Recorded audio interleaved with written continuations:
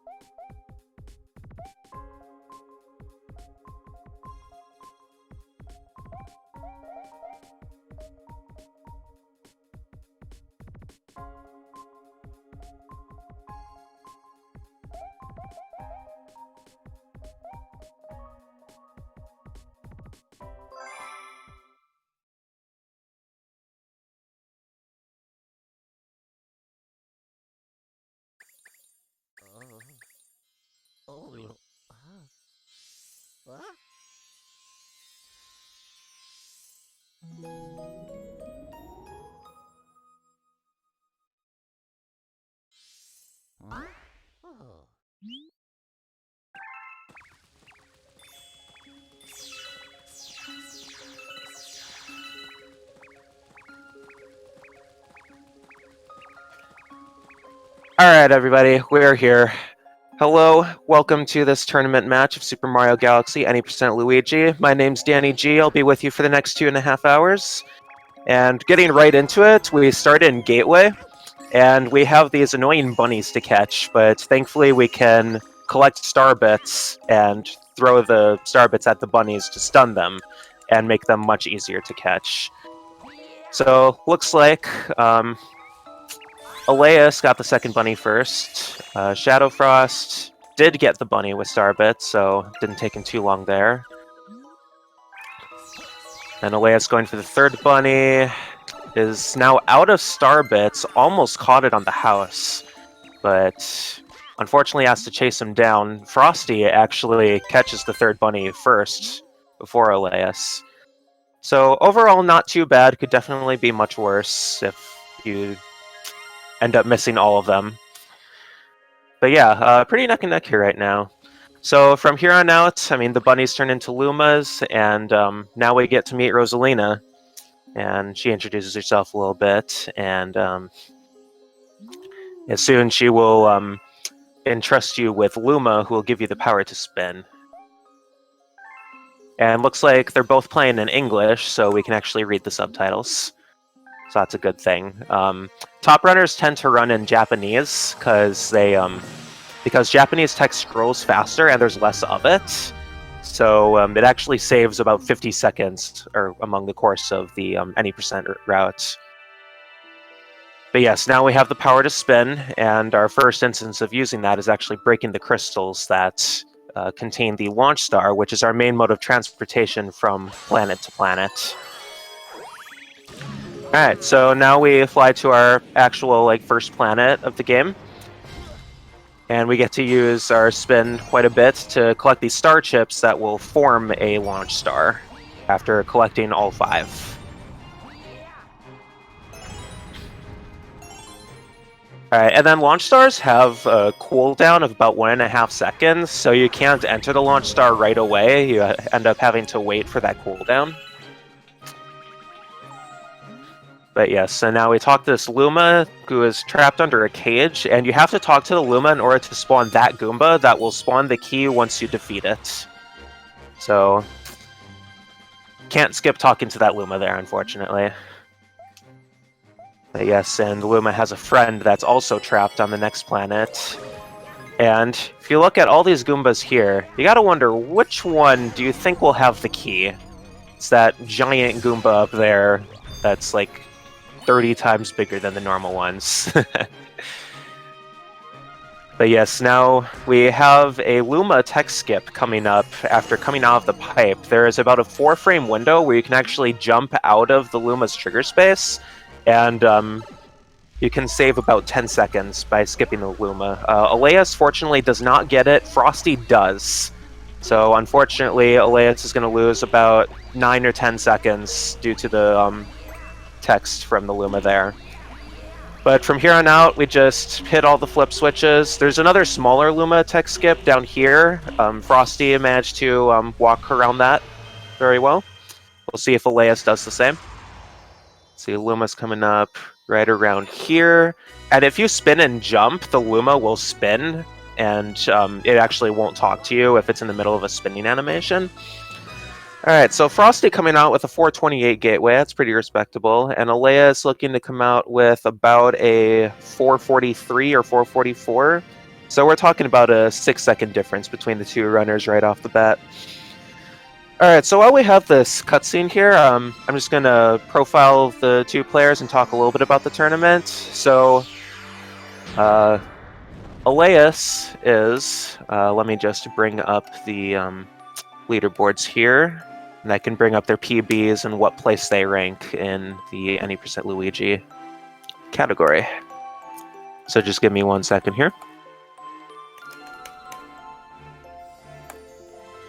We'll have a bit of time before there's more movement, so might as well talk a little bit about that. Alrighty, so starting with Alaeus, his current PB is a 233.29 according to speedrun.com, and he currently ranks 16th. And ShadowFrost has a PB of 237.46 and ranks 26th. So there's about 4.5 minutes separating them, but I think that's enough where we could have an interesting race here.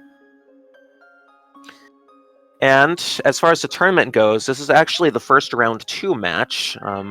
There are 16 players that started in the tournament. We are now down to 12, I believe.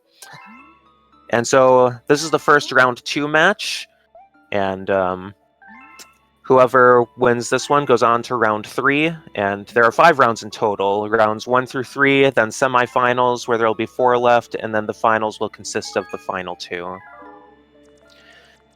Alright, so now that Rosalina has talked about the background of the Comet Observatory and talked to us about what we need to do, we can now go over to Terrace and talk to Polari. He'll tell you about the blue Luma that'll transform into a pole star so that you can actually get a view of these galaxies here.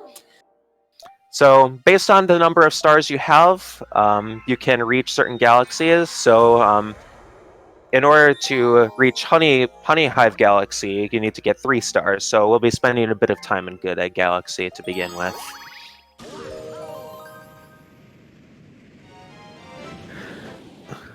Alright, so now we are about to enter our first real level, Dino Piranha, and it's actually the very first boss. We get a quick boss right off the bat here, and fortunately it's an easy one.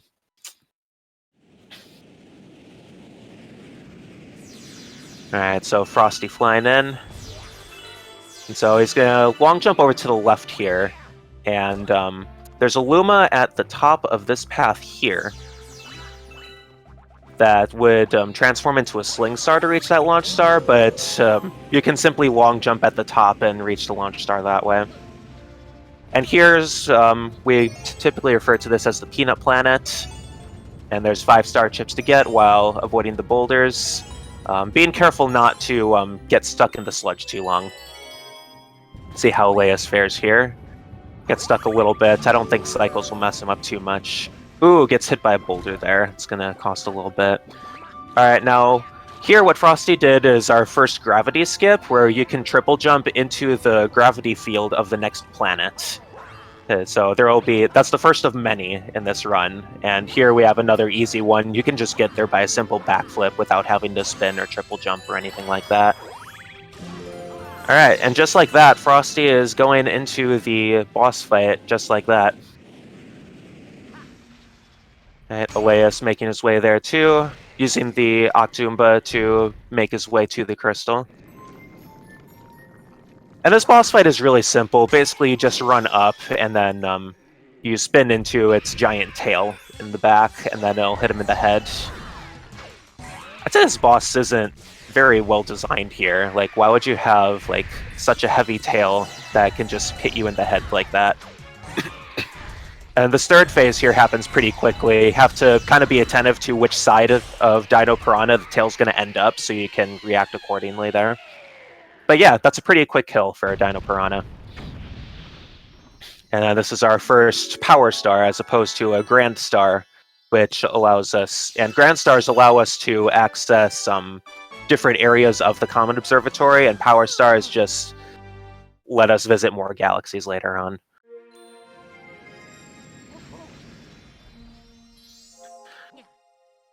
Alrighty, and after our first power star, we're going to get a Starbit tutorial from Polari here. And by the way, whenever it asks us to save, we're going to say no every time, because saving takes about 3 seconds in order to save to your file.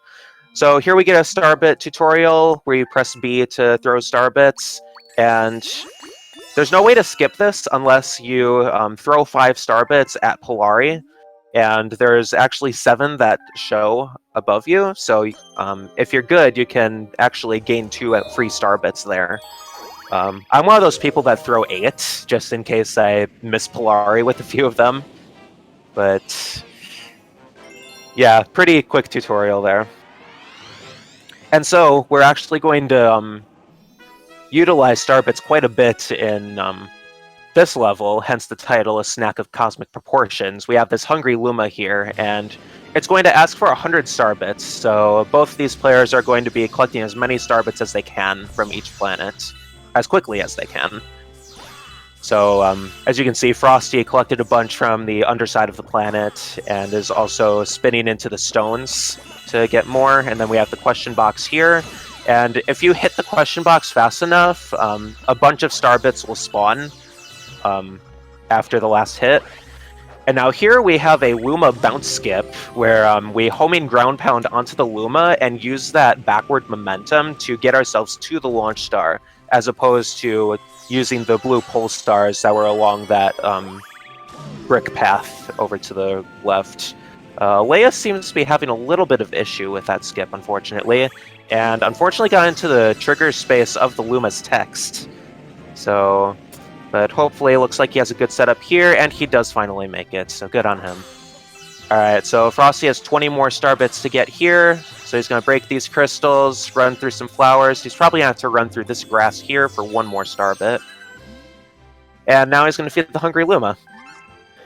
And one thing you can actually do in this game is if you hold down B during the hungry Luma's text, if your cursor is over the hungry Luma, or if it's not over the hungry Luma, it actually won't feed the Luma unless your cursor is over the hungry Luma. Sorry, that was a lot of hungry Luma in one sentence, but I hope you understood that. Basically, hold B during the text, and then Starbits will not throw unless your cursor is over the hungry Luma. So yes, we fly to the planet that the Luma transformed into, and it's really all it is just doing some backflips up to the launch star. And now we arrive at this pill-shaped planet, and there is one platform cycle that, depending on how fast you are, you might be able to sneak through. Otherwise, you're going to have to wait for it to raise up again so you can get through. But we're going to triple jump into that gravity up above. And it looks like Frosty is going to make it through, not by much. And you can do a wall jump here or a backflip to get into that gravity, ground pound, and then get into the launch star. As far as the last planet goes, we don't need these blue star chips. The star is very much within reach with a long jump. And they see with the pill-shaped planet, see if he has a favorable cycle. So he gets into the gravity. Looks like that should be able to make it. Ooh, he got a ledge grab there, which actually slowed him down. So smart on him for waiting for that. Gets the wall jump into the gravity. And then he's going to finish it off with a long jump, and that'll be that. Alright, so now we have access to Honey High, and this next star has one of the hardest strategies in the any percent route. We call it Tree Skip. And basically, we don't even leave the first planet. And you will see very soon how we do that.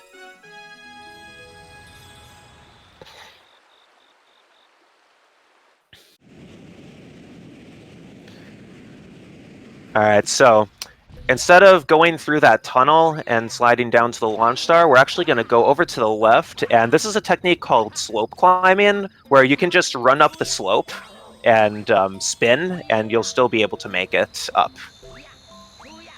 If you were to just simply run, you would end up sliding back down. But yes, ShadowFrost is going to make his way up to this platform, and with a well-positioned backflip, you can actually wall grab that tree, and then he's going to climb up this tree over to a certain part, and then he's going to slide down at a down left angle, and then with a good A timing, he's going to jump, spin. Oh, what was supposed to happen there, he was supposed to grab the tree, the second tree, and wall jump his way up. But yeah, that's tough break for him. But he's gonna go for it again. Struggling with the backflip a little bit. Alaeus actually takes the lead right now. It's actually really close here. But we're gonna see how both of them fare. Alaeus going down, jumps. This should be good. Yes, Alaeus takes the lead here with the first try Honey Hive skip. ShadowFrost makes it as well. And then you just do some slope jumping, and I'll explain that a little bit. Basically, if you slide down a slope and you jump in that direction that you're sliding, you can actually do a spin and then take advantage of backwards momentum, because if you're in the air, you actually cover more horizontal distance, excuse me, if you travel in the direction that Luigi's back is facing rather than going forwards. So that way you can actually climb up the slope and just repeat the process. Jump in the direction you're sliding, spin, go backwards, just like that.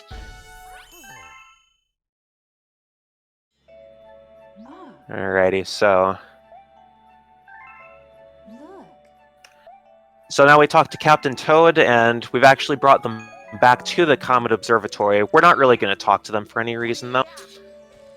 But Rosalina's going to tell us anyway. But yes, going into Honey Hive 2, we actually have a similar route, but there's going to be a tower placed on top of the first tree. So once again, we're probably not even going to leave this planet.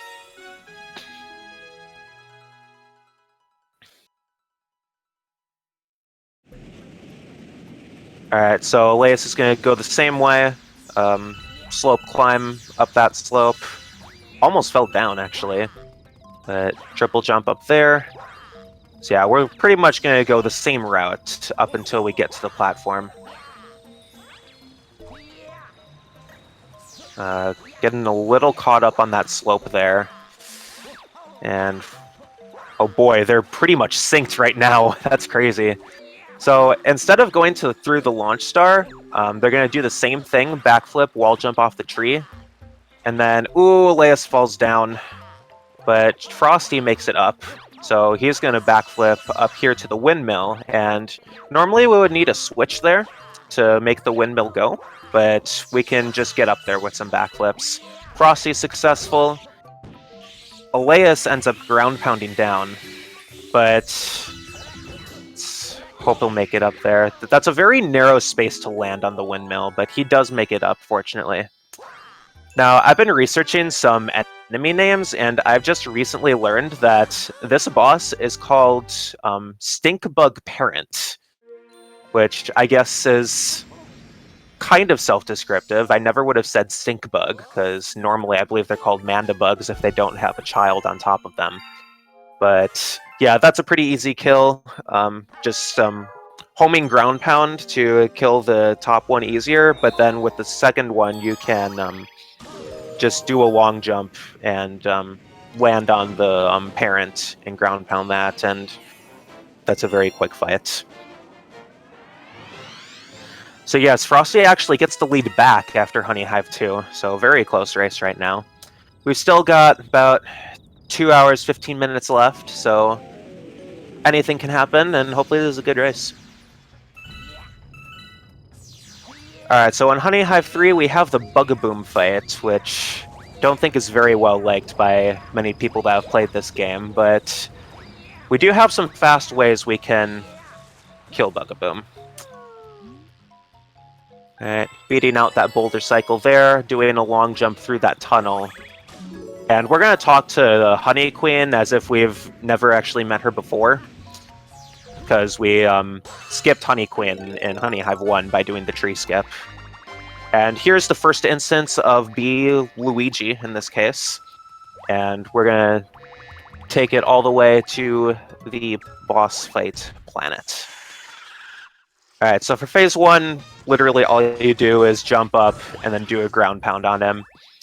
And now for these next 2 phases, we're actually going to lose the B suit and do a triple jump and a homing ground pound. Oh, doesn't... Oh, okay, Frosty is opting to keep the B Luigi suit. And we'll see what he does on the 3rd phase here. Looks like he'll...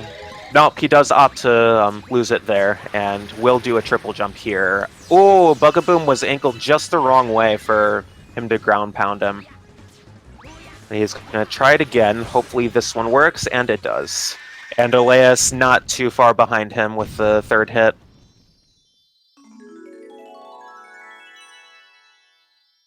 But yes, for that 2nd phase, you can just ditch B Luigi and do a triple jump in a similar fashion. Because jumping with B Luigi is pretty slow. And triple jumps, because you can't triple jump or backflip with B Luigi, so losing B Luigi is actually like very advantageous in that case. Alright, so Frosty is in the lead by like a second right now. And we are now heading into Loop-de-Loop. Now this is our first timed galaxy, so we're going to see how fast both of them can complete this race. And if anyone in chat wants to ponder some guesses, I think these players tend to get between like 56 and 58. Can put in some guesses for both of them as to what time they're going to finish the race in.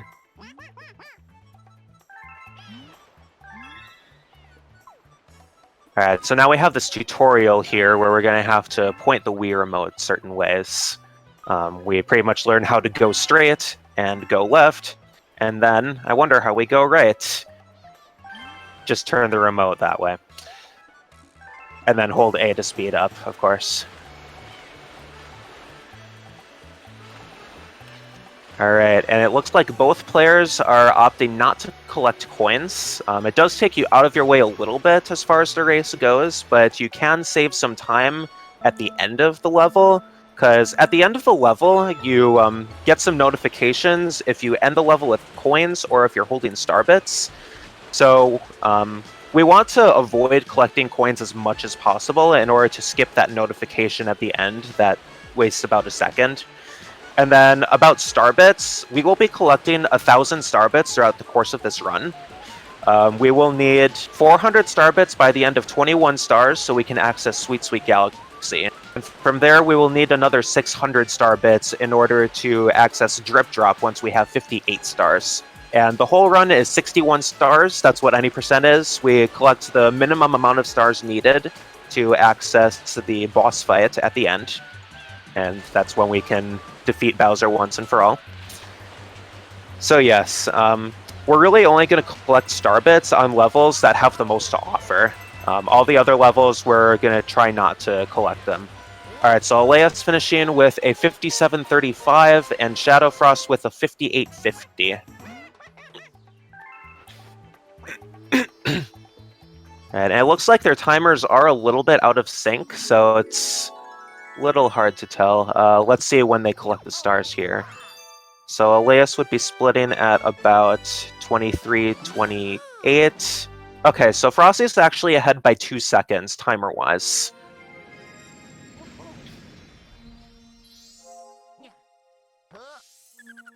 Alright, and that's Loop-de-Loop, one of the few motion-controlled levels. We will have some others.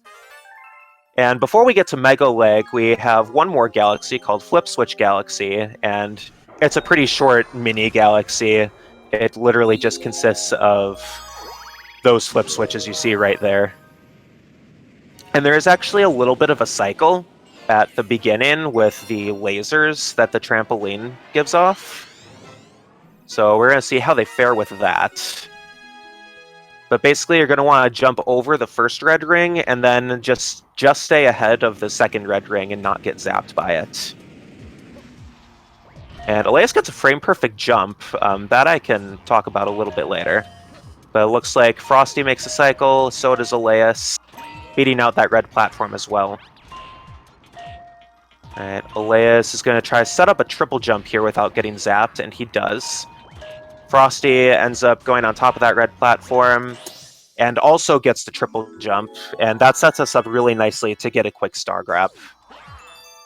Alright, so very well done by both players. Now, about the frame-perfect jump that I mentioned Alaeus got, at the beginning of most galaxies, you can get a frame-perfect jump if you press A on the frame that you land in the galaxy, and that'll actually save about a second over not getting it.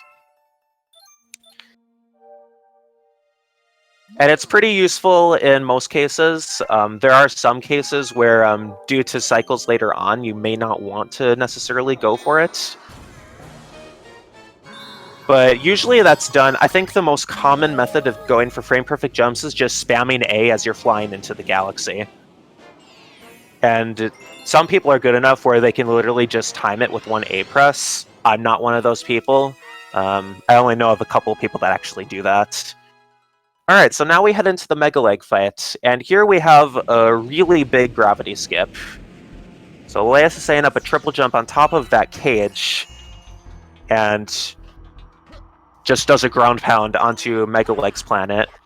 Frosty gets it as well, and because of Mega Leg's sheer size, the gravity field on that planet is very, very large, which makes it very easy to spin into that gravity field. Now, there's another triple jump setup where you can set up a triple jump on that on the cylinder that you land on upon entering the galaxy, but there's not a lot of space to get your triple jump out. You have to do some weird camera shifting to slow yourself down and still keep momentum to do a triple jump. So here we're gonna long jump fast. Excuse me. We're gonna long jump fast enough to get onto Mega Leg's leg before it rises up. Alright, and then Alaeus here is guiding a bullet bill into that cage, breaks it immediately. And now it's going to raise those fences there, but those aren't going to hinder us too much. You can do a triple jump or a backflip like such to guide the bullet bill over the fence and break the cage just like that. Frosty doing a triple jump, whereas Alaeus did a backflip.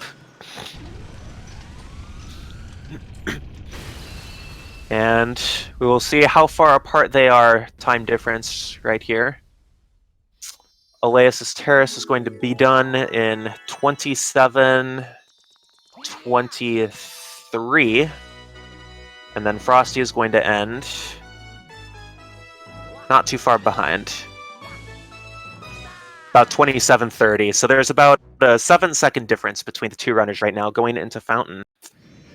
So yes, we bring back a Grand Star, and now we will have access to a new dome called the Fountain, as mentioned previously.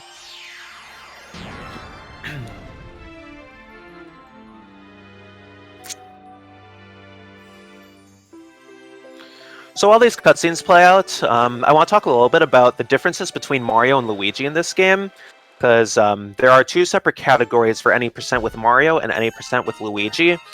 For any percent Mario, you have a beginning segment where you start in the Mushroom Kingdom, and then Bowser's airships come in and attack the Mushroom Kingdom, and then pull out Peach's castle. And those cutscenes plus movement take up about 5 minutes at the beginning of the run before spawning on Gateway. Whereas with any percent Luigi, you actually start the category in Gateway and don't have to watch those cutscenes. So that's pretty nice. That's why a lot of people prefer running as Luigi, because you don't have to watch a bunch of cutscenes before potentially failing the bunnies right at the start of Gateway, and then have to reset, watch the cutscenes all over again. And as far as movement goes, Luigi accelerates slower and is a little more slidey. Like when you stop running, he ends up sliding for quite a bit. Luigi does jump higher, and he does lose air a little quicker underwater, which is actually kind of a bad thing about Luigi. And I'll talk a little more about the differences later, but here we have a pretty big skip in Space Junk Galaxy where we're going to use these pulsars and manipulate Luigi's position so that you can backwards momentum yourself to skip about 3 planets. Now Alaeus might be getting it here, and he does. That's very good first try skip there. Frosty gonna go for it as well. Would have made it, but he got caught in the gravity of those spherical planets up there. But he does get it second try. Second try is not too bad. Probably only lost about 6 seconds with that kind of fail. And Alaeus just did a technique that we call Sludgy Hop. It's named for the founder of the strategy, the Sludgy Gamer, former world record holder, so shoutouts to him. And basically what you do is you set up a double jump around that edge, and then you actually let go of the control stick. And on your third jump, once you land on the flat part on top, you'll actually get extra air.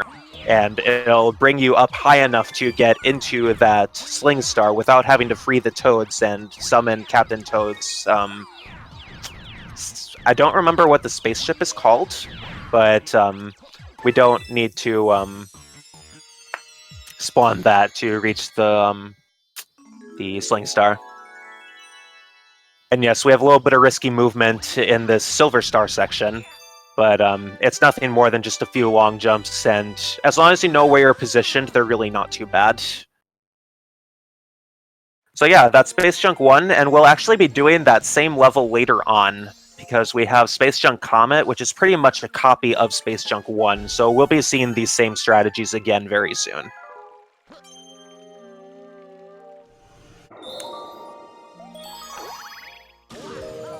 Alright, so we are now entering Space Junk 2, which contains the Camella fight at the end. Now, this is one of the very few stars where...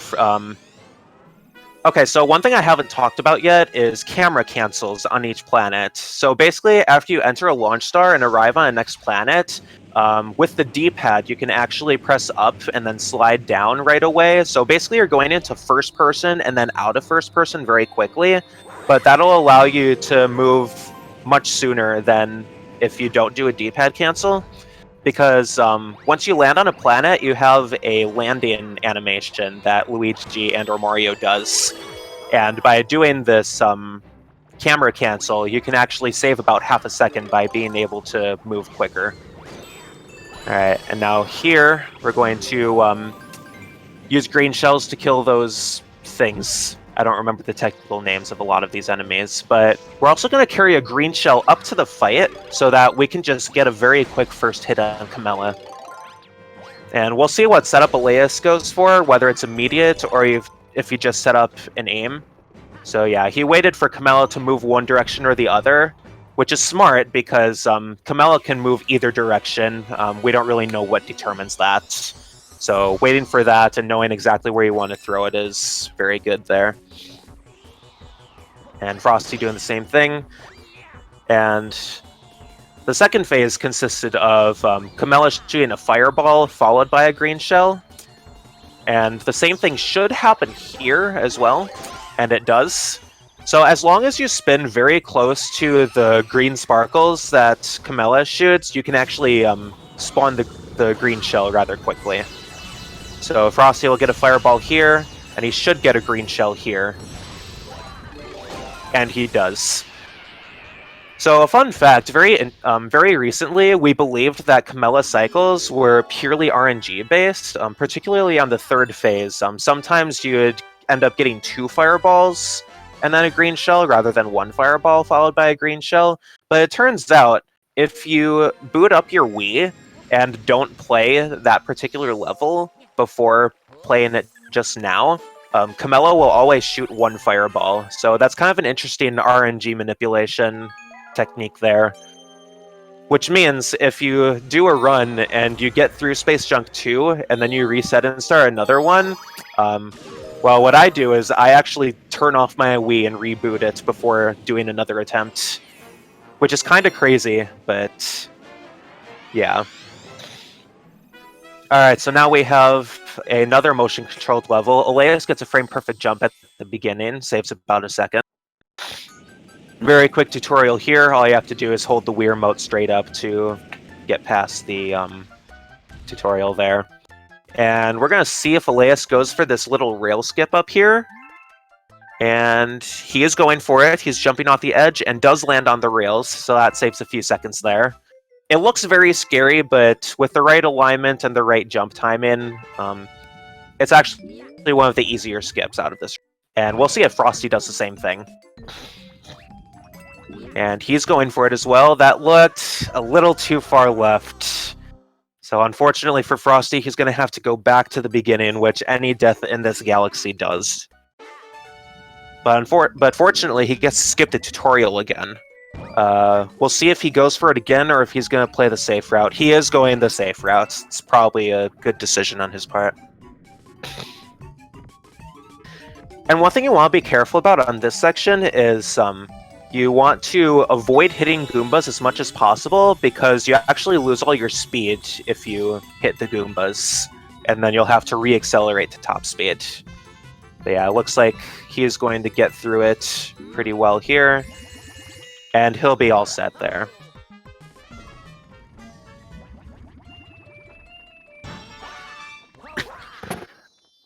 Alrighty, so we are going to be flying into Battle Rock now. One of the fan favorites in terms of music. Which, speaking of which, Galaxy has excellent music. Gussy Garden being the fan favorite. I'm going to take an unpopular opinion and say that's a little bit overrated. I personally like Space Junk music because I like the more relaxing type. Alright, so instead of collecting these star chips, we're going to set up a triple jump here and get into that launch star. That looked like a good setup for Alaeus, and he does make it first try. Now he's going to do another small gravity skip here by backflipping around to the other side. And then we have a nice auto-scroller here. And there's a lot of star bits to collect on this star as well. So this is a very good opportunity to rack up all the star bits you can.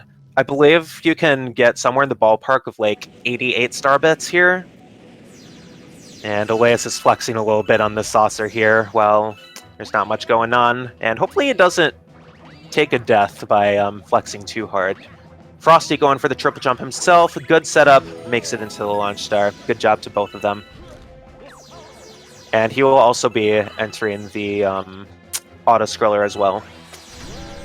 So one thing I didn't finish talking about was the differences between Mario and Luigi. I did talk about the cutscene, but I'm just going to reiterate the movement differences between the two.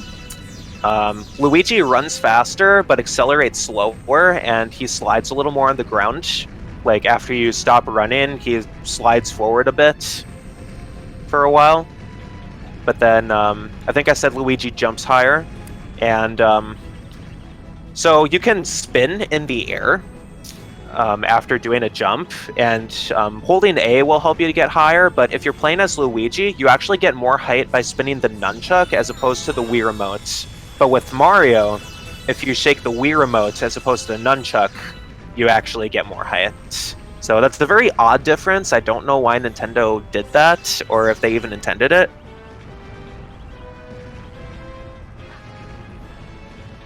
But yeah, those are pretty much the main differences between Mario and Luigi, and because of these differences, a lot of the skips are easier with Luigi than they are with Mario.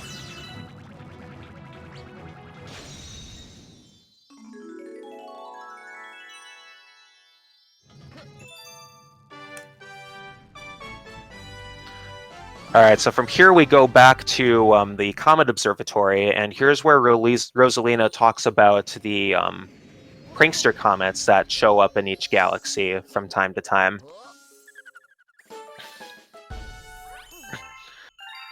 So there are 4 types of comets.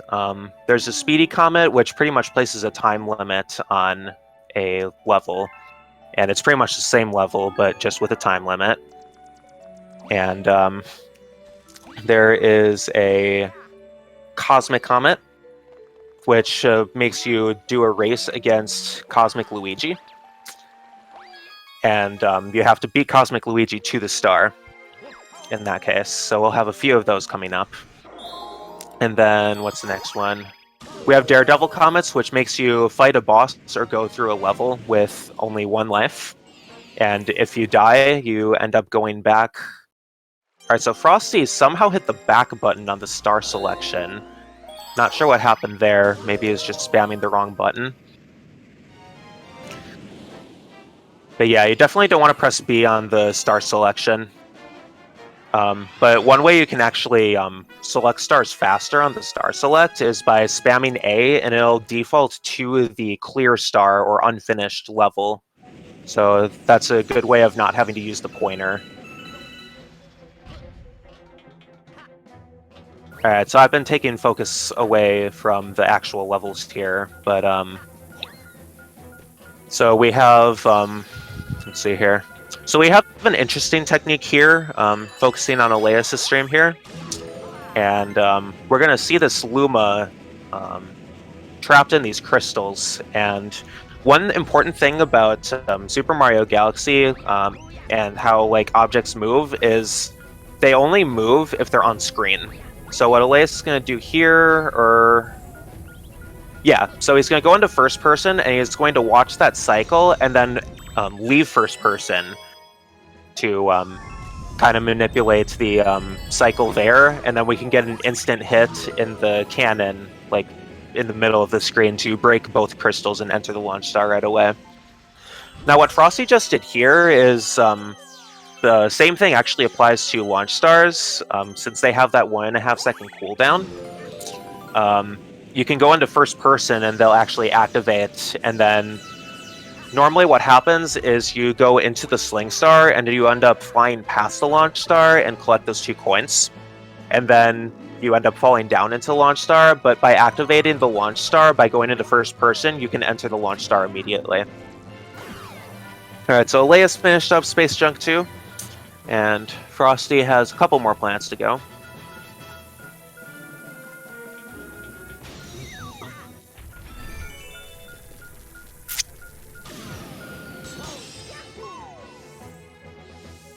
Alright, so here we have our first comet star, and it's a speedy comet, and this is what I mentioned earlier.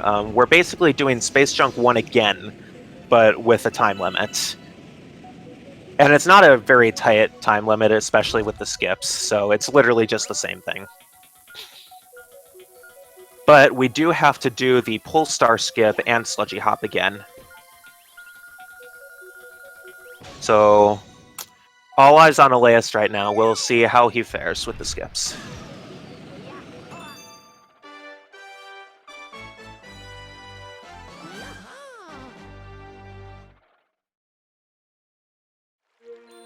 Alright, let's see here. Ends up in the gravity of the spherical planets. Not a good sign there. Doing a little backup there. What you're really looking for in this skip is you want Luigi's back to be facing the top of the screen, so then you can take advantage of backwards momentum and get yourself to the pole star planets. This one might work here, and it does. So good on him for not giving up and seeing it to the end. And then we'll see how he does with Sludgy Hop up here.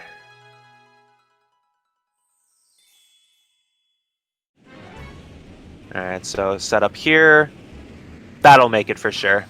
Good job to Alaeus. Alright, and now all eyes on Frosty.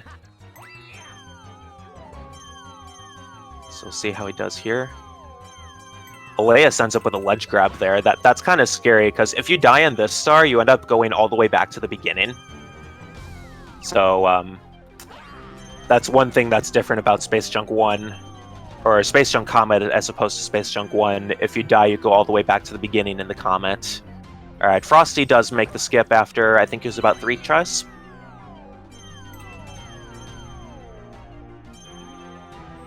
Alright, ends up kind of stuck behind that rock there.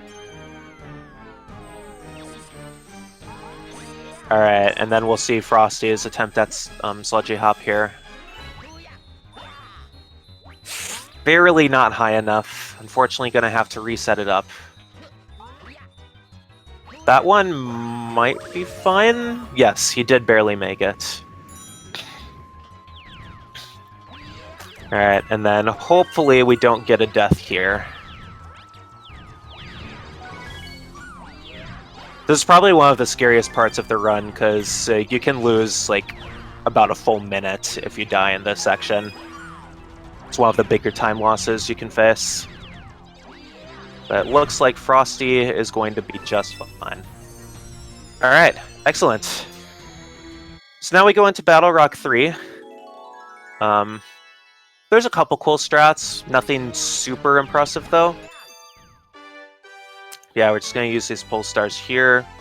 After entering the sling star here, we're going to set up a triple jump on the edge, the front edge of the saucer, and that'll propel us forward onto the next one, so we can get into the launch star that way.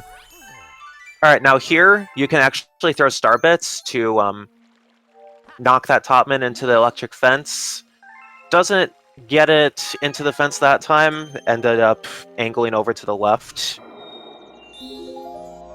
And that's actually part of why I don't do that, because like it's very hard to predict which way the topman's going to go. So I just run up to it and spin. Even though it is slightly slower. Alright, so here we have a 2D section here. We can set up a triple jump on top of this block and then spin into that gravity there.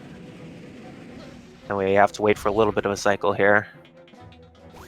And then set up... Ooh, didn't get the triple jump there, but was able to back it up very well with a wall jump.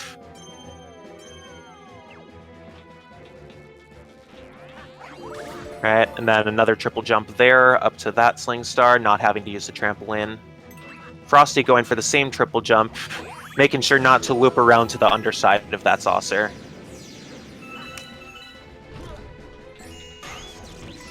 And here we can do a similar thing with throwing star bits into those topmen.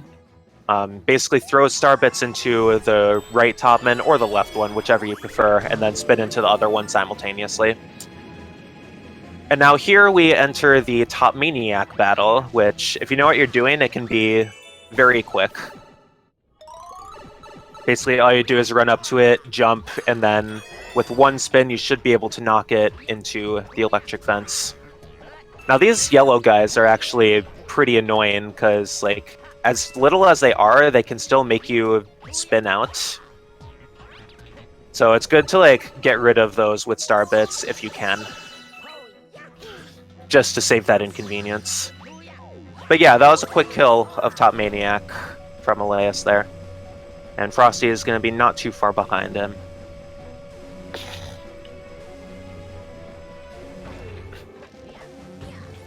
Alright, so the winner of this match actually goes on to round 3 and will face Mr. Cloud Kirby, who is number 2 seed in this tournament. So that'll be a worthy battle for sure. And the loser, since this is a single elimination tournament, will unfortunately be out of the tournament. So that's kind of what's at stake here. Alright, let's see how Frosty does on this fight. Good first phase. Good second phase. Has one little yellow topman there, but it does not hinder him at all. That was a good fight from Frosty. And right away, we actually have the same fight, but as a Daredevil Comet, so we can't take any damage this time. Neither of them took damage last time, so hopefully this won't be too bad.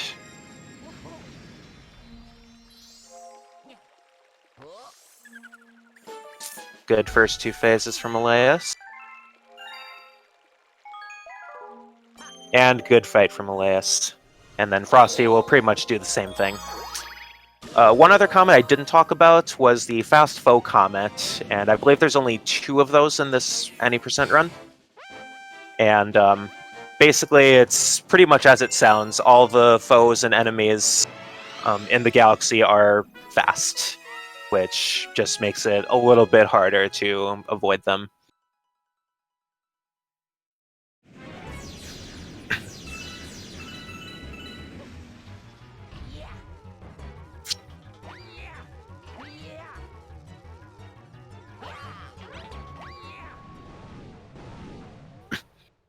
Alright, so Frosty's doing the same fight. Meanwhile, Alaeus is now entering the first Bowser level.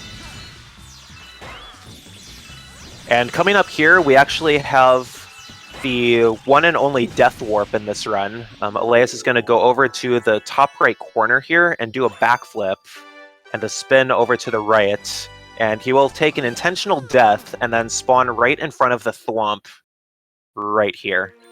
So that saves a few seconds over going the intended route around the warped path. I'm so glad I don't have to deal with that anymore. I was always so bad at long jumping and navigating that path. But yeah, that's a nice little skip there. I wish there were more death warps like that. Alaeus doesn't get the triple jump onto the thwomp, but that's not going to lose too much time here. And now here he triggers Bowser here, who's going to shoot meteors and break apart the stairs. But we can actually do a long jump from here into the trigger space to trigger the Bowser cutscene. So here Frosty's going to do the same Death Warp. That should work. He set up his backflip kind of far to the left. Yes, he does make it. And then he's going to follow the same path Alaeus does. Alright, now going into the fights here, you can actually run up to... well, in this case, Alaeus didn't, but you can actually run up to Bowser's face and spin into him and cancel his jumping attack where he gives off the lasers there. And then you can do a similar thing in the second and third phases, where you can kind of spin under his head. Kind of like that. Ideally, you want to be positioned on the glass so that Bowser can stomp it right away. But unfortunately, we're going to take a few seconds there, and Bowser's going to have to jump twice in order to hit the glass there. And then third phase is very similar. We'll see if Alaeus gets a better attack cancel here. And he does. That should work out. And yes, he does smash the glass there. And after 3 more spins here, that'll be the end of the first Bowser fight. So we'll have 2 more Bowser fights from here on out, one in bedroom and one at the end of the level. And then this will be the 3rd Grand Star of the run. Alright, let's see how Frosty does on the fight. Alright, good cancel there. Now Bowser's movement can be a little hard to predict as to which way he's going to run. Unfortunately, the planet is clear enough where you can kind of see through to the other side. So, as long as you stop and see which way he's going, you can pretty much get to him right away like that. Alright, and then Frosty's gonna wrap up here himself.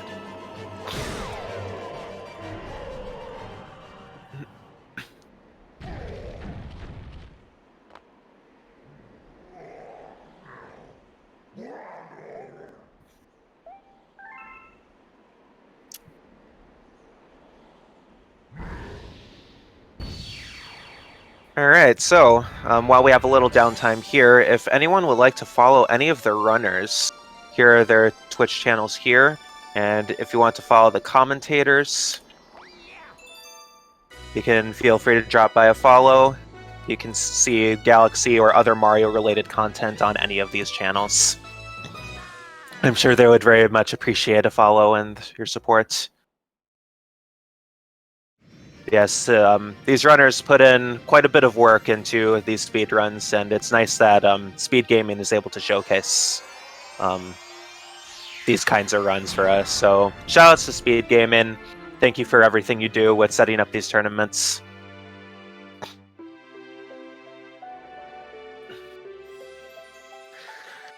Alright, so now we head into Kitchen, and right off the bat, we have a pretty large skip, or skips, in Beach Bowl 1. Normally what Nintendo wants you to do is collect star chips and put together a launch star to get up onto the higher platforms you see on the left. But we don't have to collect these star chips. We can simply... Oh, frame perfect jump from Alaeus, that's nice. We can just long jump over here. we're going to set up a triple jump onto that tree, and then position ourselves on that branch there, or leaf, I guess. Backflip your way there, and then triple jump your way up there. Uh-oh. Alaeus got a bonk there. This might not... Ooh, he does get up there.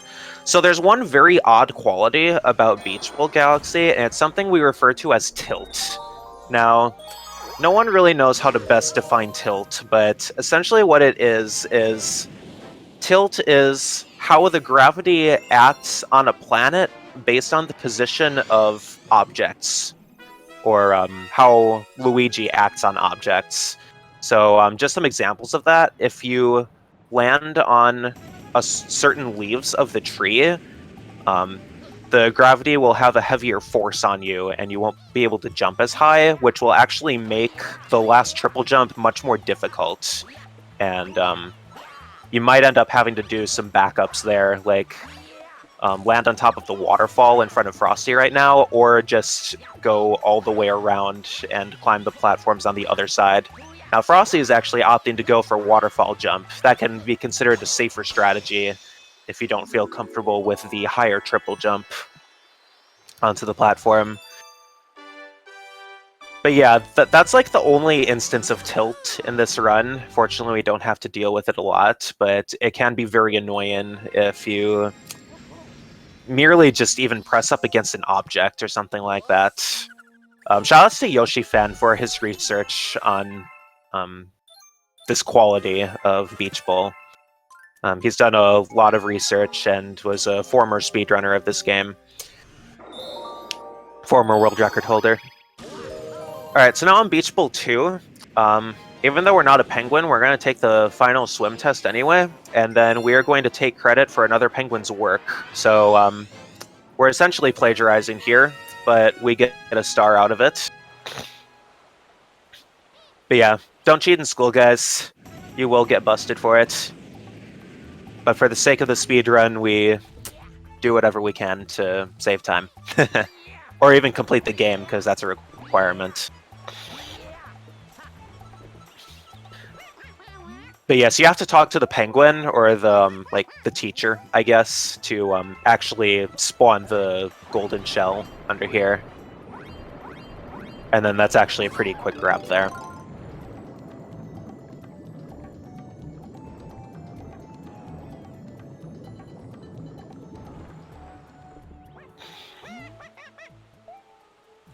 Alright, so Alaeus is flying into Beach Bowl, and we're actually going to do the secret star in the third Beach Bowl level.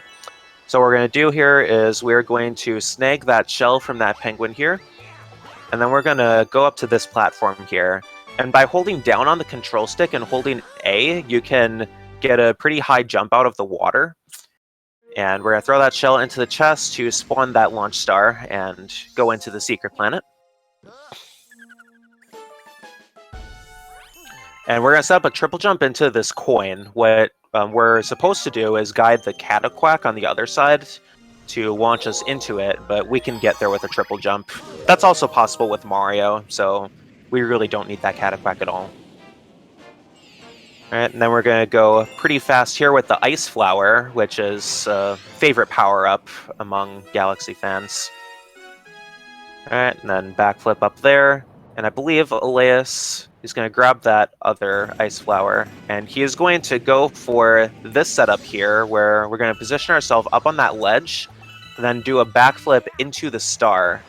If he can get himself a good angle, and he does. Good job to Alaeus there. Now the other option would be to guide a Cataquack over to the star, which is the most common Mario strat, actually, since Luigi's jump... It's possible to do the strategy Alaeus did with Mario, but it is a bit harder because Mario doesn't have as much height. But that would be the alternative. Frosty does not get a decent triple jump set up there, so he has to redo it. But we'll see what strategy Frosty does here.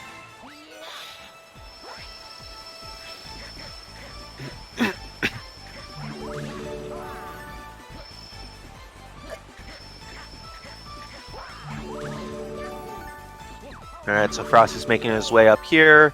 Might grab at the other ice flower just for safety, because I think it was going to run out. And it looks like he is going to guide the Cataquack over to the star. And now those spiky things are kind of treacherous, because they can break your ice, but it looks like Frosty is going to guide it successfully there. Alright, so moving on to Ghostly Galaxy. We have the first instance of the Rainbow Star, which is pretty much an invincibility star. You can run into any enemies, and we're actually going to use that for the Boo up here. We don't even need the light to defeat the Boo and get its key there. Now, one thing about the Rainbow Star here is if you hit a wall, you lose all your speed. So we have to. So what you want to do is navigate this haunted house without hitting walls, or avoid them as much as possible, which can be very difficult because you go very fast with the Rainbow Star. And looks like Alaeus managed a wall jump there to get into the launch star, so that's a nice save there. And now we have this pulse star skip here. What Alaeus is going to do is he's going to long jump over to the right, grab that right pulse star, bounce underneath that platform, and angle himself up enough to clip through the bottom of the mansion there, and get into the last room there. So that's a neat little skip there without having to grab the key and go through the room before this. And so the lights are a little glitchy here because we didn't get the key to go into the mansion because we're technically not supposed to be in that area right now. So as you can see with that light inside the, or like through the bars, there wasn't really a clear light shining, but you still get, you can still hit the light and lose the Boo power-up. But it looks like Frosty had a little bit of issues with the Rainbow Star movement, but he's setting up a triple jump to that last star chip, and he will make his way to the launch star that way. And now we have rescued Luigi, I guess? Yes, there are two Luigis when you play as Luigi in this game. And if you look closely, there are some very slight differences between the two Luigis. The non-playable Luigi is actually a darker green than the playable Luigi. And I don't remember who I heard this from, but Frosty having a little bit of issues with Mansion Skip. Just gonna set it up again here. Describing it late enough. Uses that pulse star. He does make it through. Good job to him. But yes, as you can see there, the non-playable Luigi is darker indeed, and is actually a little bit taller, because as far as the playable character goes, Luigi is actually kind of molded to fit Mario's form, since Mario is kind of the main character there. So it's kind of an interesting difference. Yeah, you can kind of see how much taller the non-playable Luigi is on Frosty's screen there. Alright, so now we have Sweet Sweet, which is also known as Long Jump Central, because literally all this is a bunch of long jumps. And both these players are going to try to get through, through long jumping. Sorry for repeating myself a lot, but you also want to spin, like, the least amount of times as possible, because that will cause you to go a little bit slower. But as a good safety net, spinning can be useful. So we're going to see Alaeus just long jump his way here, and then set up a triple jump into that star. Now, one thing I didn't mention is, so here we have our first star bit threshold, and both players obviously did manage to get 400 star bits after 21 stars, so we feed this hungry Luma and get Sweet Sweet Galaxy. And now, while the launch star is in its cooldown, we actually go over and talk to Luigi, and that way Luigi will actually search for power stars for us. And you can see on Alaeus' screen, we actually get a letter from Luigi right away from Good Egg Galaxy, and we will go there after Honey Hive Comet.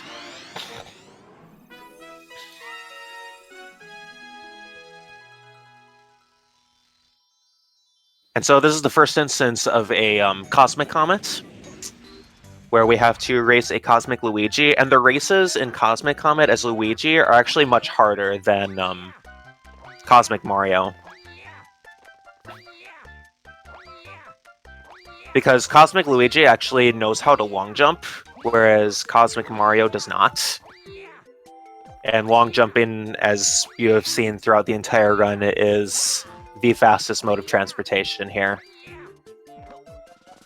Or the fastest movement, I should say. Oh no! No, Frosty! Oh my gosh, no. At least he gets a checkpoint. About halfway through the level. And I'm just pausing and unpausing the stream here just to make sure I'm not behind. Now what Alaeus just did there was a little bit of a skip there where you just fall down and then do a spin and backwards momentum yourself onto the platforms behind you. So that saves a decent amount of time over going through the tunnel and going the intended route.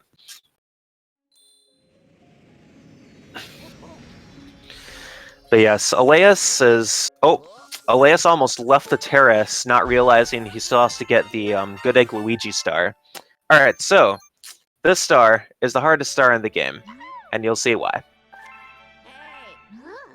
First, you have to collect the correct star, and not Good Egg 3. And then you have to go forward, set up a triple jump, and get up to Luigi. Spoiler alert, it actually wasn't that hard, and it's actually the shortest level in this route.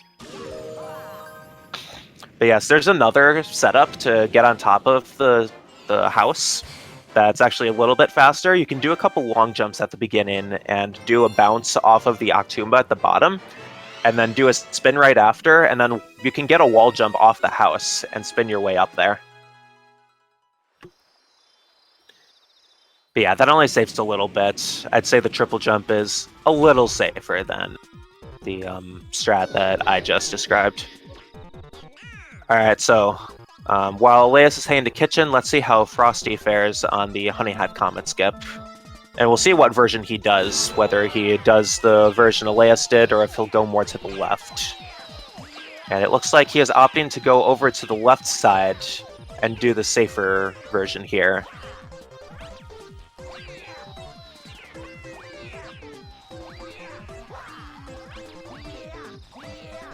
Alrighty, so Alaeus heading back to kitchen now, after doing a little bit of cleanup in the terrace area. We're going to actually do Beach Bowl 3 this time. And since we entered the Beach Bowl 3-star already, we can actually skip the cutscenes as the intro of the star. And we grab the shell there, break the tunnel, and then we're going to get over to this launch star at the end here.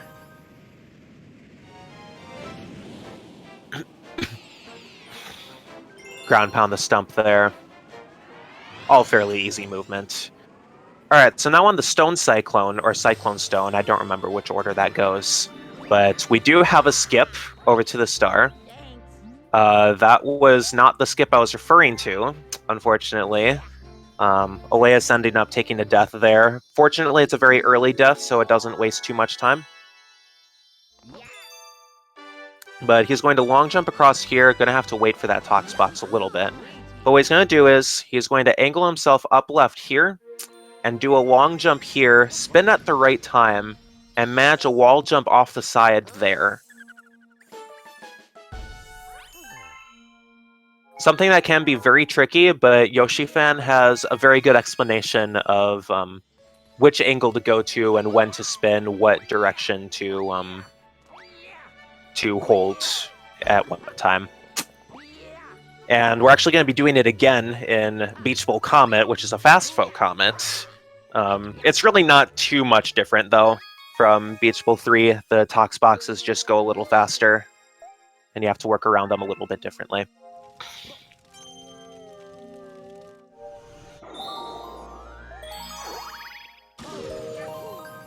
Alright, so we're going to see both runners go in for the skip at about the same time here, so we'll see how both of them do here. And by the way, this skip is possible with Mario, but it is very difficult. So, most, if not all runners, actually don't even go for it. I think Valo did when he ran Mario, but yes, it is very difficult as Mario. So it's technically not a Luigi-only skip. Alright, Alaeus about to go into it here. Looks like a good angle, good spin, gets the wall jump. Got the skip first try in both levels. Good job to Alaeus. Alright, Frosty is about to attempt it for the first time here. Setting up a double jump actually there. I don't think I've seen that before. Alright, angling himself along the diagonal part there. That looks good for Frosty. Alright, so while Frosty is about to head into the Comet version of this level, I'm going to talk about the level Alaeus is going into. We're going to be doing Ghostly Secret, and this is, in my opinion, the hardest skip in the route. And again, you will see why. Basically, there's an auto-scroller in the Matter Splatter section, where you hit the question mark coin, and then it'll slowly show more of the level, and it'll allow you to progress more. But the thing you don't see is the doors that you don't see actually still exist, but they're just invisible. So we're actually going to be using those doors, which are very thin on top, but we're still going to use them to make our way up to the star. And actually, I don't know if Alaeus is even going to go for it in this case. But if he does, I'll talk about it a little bit more. He could very well opt to do the intended way. Now let's see here. Alright, so he's going to backflip there. And he is going to go for it. He's going to backflip off that invisible door. And unfortunately, it goes too far back and ends up in the death plane. So yes, it's a very risky strat, to say the least, because you can't see anything. I mean, you really just have to feel it out the entire time. But let's see, is he going to go for it again? He is going for it again. And, ooh, he gets a ledge grab. But it does allow him to land just in the right spot to go off to the side and do a wall jump off the platform. So good thinking on his part there. I've never actually seen a ledge grab on top of the invisible doors, so that was actually really interesting. But even with that, you can very easily fall off. Frosty got Beach Bowl Comet skip first try himself, so good job to both runners for nailing that skip both times. And so we're going to see what Frosty does here very soon, whether he'll go for the skip himself or if he'll go the intended route. Meanwhile, Alaeus flying into Bubble Breeze. Frosty with a frame-perfect jump there. Always nice to see.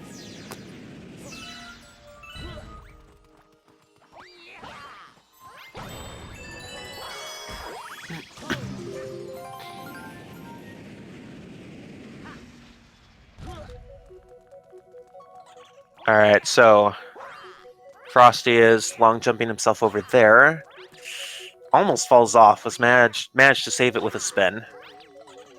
So very quick thinking on his part. Alright, he grabbed the coin, and we're going to see what he does. And he is going to go the intended route. And once this platform above spawns, he's probably going to end up doing a triple jump to get a wall jump off the platform above. I'm assuming anyway. Or he'll do a backflip. Doesn't quite get high enough, though. Yeah, those backflips aren't getting him high enough, unfortunately. I've never tried that strat with a backflip, so I don't know how difficult that is. And Alaeus actually fails the skip here. Basically, you backflip to the invisible platform on top of the spikes. There is a bigger platform there than what it may appear, and all you can do is just backflip there, do a long jump over to the right, and save probably about 1.5 minutes over doing the intended route. So yeah, that's a very big skip there. It is one of the easier skips, but it can go wrong, as we saw from Alaeus. And Alaeus also got a frame perfect jump at the beginning there. I don't know if I'll mention this every time, but it's always satisfying to get that frame perfect time in.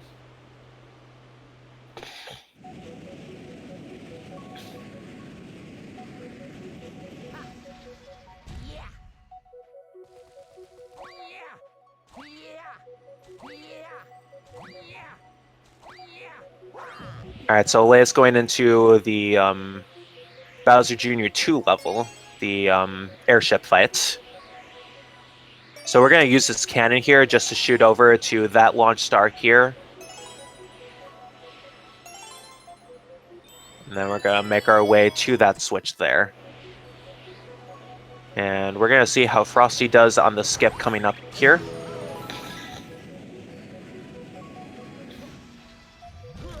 So he's going to backflip, land on the platform, then do a long jump right, get the star immediately. Good job to Frosty there. Alright, now all eyes on Alaeus here, because if this fight goes wrong, complete chaos ensues. But as long as you get the setup well, it's a pretty decent fight. So one shell there, grabs the shell there, tosses it over there. Watch out for these bullet bills here as he gets the third one. Now he's going to try to grab this shell before the cutscene triggers. Unfortunately, he doesn't. So he's going to get that one instead. Now this is a little bit scary because this isn't going according to plan. That Magic Koopa is sort of in the way. Thankfully, the shell did not lock onto the Magic Koopa, so he's still got a pretty decent fight there. Well done to Alaeus.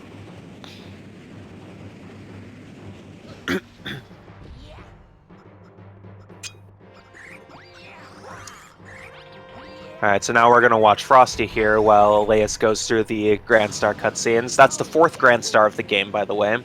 There will be 2 more in the course of the run.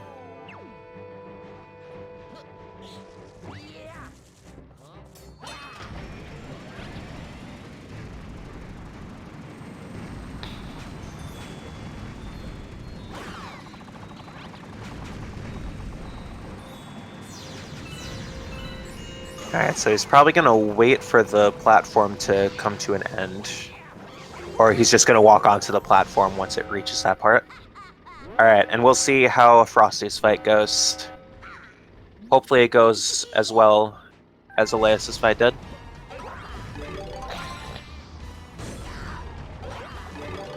Good first hit. Second hit good. Bullet bills coming in.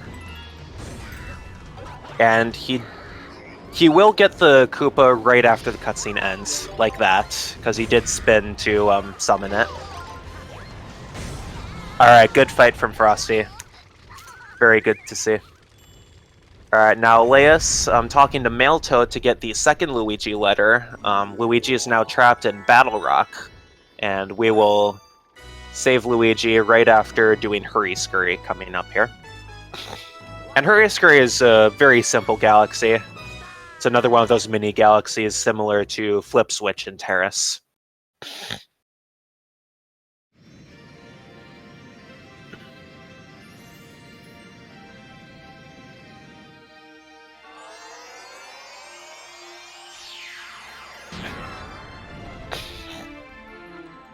But yes, we have now unlocked Bedroom, and the only other dome we need to unlock from here on out is the Engine Room, which pretty much gives the Comet Observatory power to travel to the center of the universe. But we need 60 stars in addition to that to do so. So after we finish up with Bedroom, we will have some Engine Room work to do. But right now, we have some cleanup in Fountain to do. So yeah, Alaeus just collecting these music notes here. Frosty talking to Mailtoad to get that Luigi letter. And basically the Luigi level in Battle Rock is pretty much a repeat of Battle Rock 1, except we're going to guide a bullet bill underneath the 2 saucers at the end to break the cage that Luigi's trapped under. Now, I don't know about you guys, but I have never thought to look underneath the the saucers at the end to find Luigi. It took me a while to figure that out. At least in my first playthrough. Maybe that was just me. Alright, now, going back into Battle Rock 1-star, we will have to do this triple jump skip again. Both players were successful on their first try here. Alaeus will be successful again.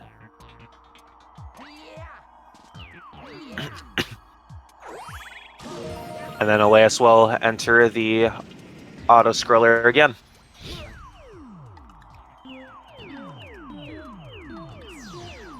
Alright, again, if anyone would like to follow either of their runners, feel free to drop a follow. I'm sure they would appreciate that. Or if you want to follow the commentators, I also stream Galaxy content. So if you enjoy Galaxy, enjoy what you're seeing from these guys, feel free to drop a follow. I'm sure any of them would appreciate it.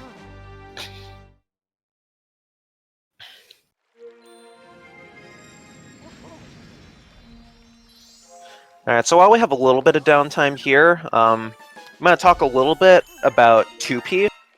There aren't many runners that actually utilize a second Wii Remote in these runs, but some advantages that a second Wii Remote can give you is you can get higher jumps by doing a homing ground pound and then pressing A over the character on both Wii Remotes simultaneously to get an extra boost of height. Now, I'm not super experienced in... Wow, that was an interesting long jump from Alaeus there. That looked pretty fast, actually. Now, Frosty, unfortunately, set that triple jump up a little too far and was not able to get into the launch star first try, and that time he wasn't far enough. So, going on to his third try here, that one was good. I was slightly worried that might be too far, but he does finally make it. And then Frosty will be going into the... auto-scroller as well. Alright, anyway, with 2P strats, you can collect star bits way easier with the second Wii Remotes. Like, you have a... Like, your cursor is larger with the second Wii Remote, and you can get star bits easier. You can also freeze enemies or objects, like the cannonballs here. And, like, you can freeze any objects and keep them in place where you want them to be. So those are the advantages of 2P. It is kind of difficult to manage two remotes at the same time, though. Alright, so here Alaeus cut across the observatory using the ring in the middle, as opposed to taking the path over on the right, over to bedroom. So that's a little skip there, that saves a few seconds. And so we now enter the fan favorite, Gusty Garden Galaxy. At least in terms of music. It is a pretty good galaxy there, too. Frosty sets up a triple jump a little too early there, and is actually now on 1 life. But we don't have too much more to go here. He should be fine.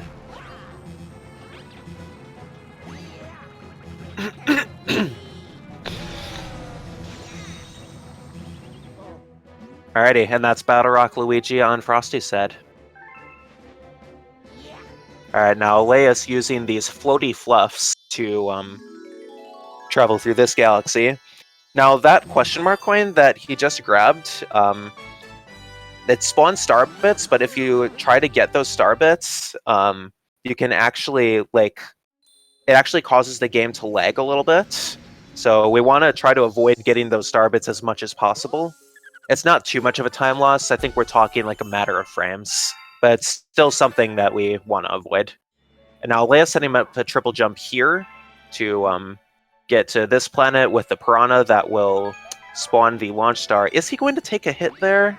He does not. Sometimes if you get too close to where the Piranha is before it disappears, you can still take damage after the cutscene. But fortunately, he wasn't too close there. And now we have this bunny. And if you do a long jump in the right way around this planet, you can actually catch the bunny like that. And that's a very quick grab there. If you had any star bits there and the bunny gets away, you could try to catch him with star bits there, but the route does not allow for star bits there. So that can be a little difficult. We have a question in chat asking if there are any strats that can only be done with 2P. To my knowledge, I don't think there are. It just makes certain skips much easier. Like, there's a skip in Buoy Base we'll see later on. And, yeah, it just makes some jumps easier for the most part. And they can actually save some time. But yes, Buoy Base 1 skip is, it becomes possible with Mario. Whereas, it's not possible otherwise without a 2P jump. Sorry if that was very poorly explained, but yeah, I hope that kind of answered your question. It just makes some skips easier, but in the case of Mario and Buoy Base 1, a skip actually does become possible. Alright, Frosty had to use the backup vine because he wasn't able to get a good triple jump set up there. And now, coming up for Alaeus here is a very annoying part of Gusty Garden 2.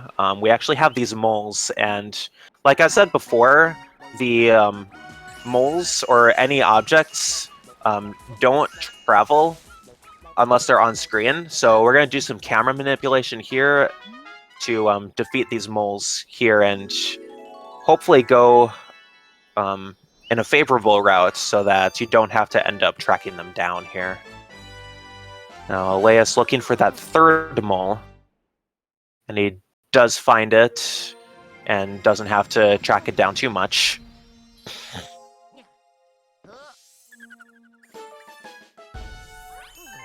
Now, Frosty sadly had to chase down the bunny a little bit, but didn't have to travel too far, fortunately.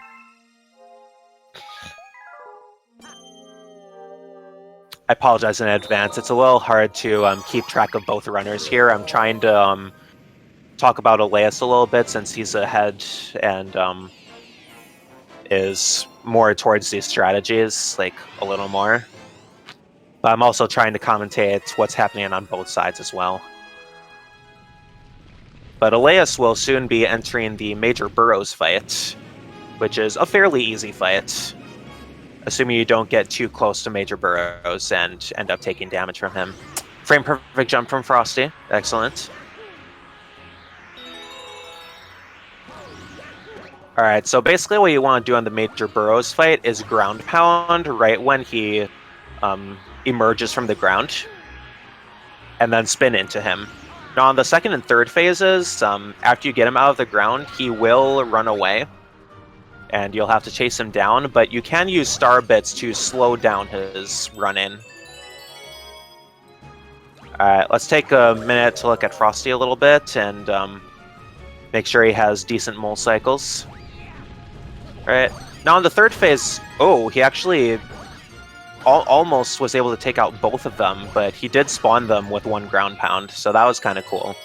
So I think that was a little faster than what Alaeus did on his side, so that was pretty nice. Now talking about the third phase of the Major Burrows fight, you actually have to do 2 ground pounds to get him fully out of the ground, because after you do the first ground pound, Major Burrows actually goes back into the ground and will charge at you. But what we can actually do here is we can actually follow up that first ground pound with another ground pound immediately after, and he'll pop out of the ground that way. And then stun him with star bits a little bit and catch up to him, do a spin, and then take him out once and for all. Alright, so Frosty's going to go into that same fight as well. Meanwhile, Alaeus is going to head into Gusty Garden 3.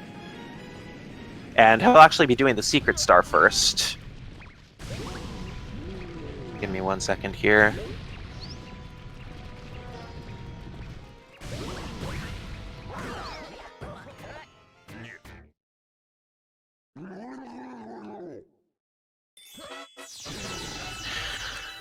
Alright, so for Gusty Garden Secret, we want to collect all of these coins, the question mark coins, to spawn the rainbow star that will come at the top of this vine here. Little gravity skip here, grab that one, take out that piranha to spawn the vine, and then one last question mark coin to spawn that rainbow star up there. And so, as you can see on this planet, there's one boulder that doesn't quite look like the others. So boulder, boulder, golden chain chomp, which will actually spawn a star, and that is the secret star for Gusty Garden. So that's a fairly easy star to get there. And it looks like Alaeus has about a 1-star lead on Frosty right here.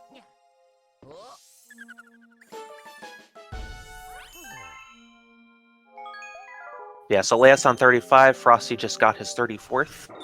And now, while Frosty does the secret star for Gusty Garden, Alaeus will do Gusty Garden 3.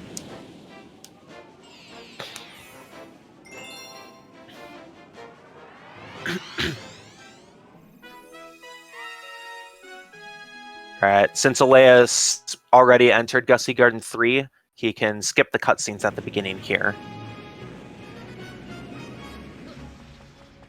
And Alaeus is still going to collect these first few question mark coins and spawn some star bits, because we do want to keep collecting some star bits, because again, we do want 600 in order to feed the hungry Luma outside of Kitchen to access a drip drop once we have 58 stars.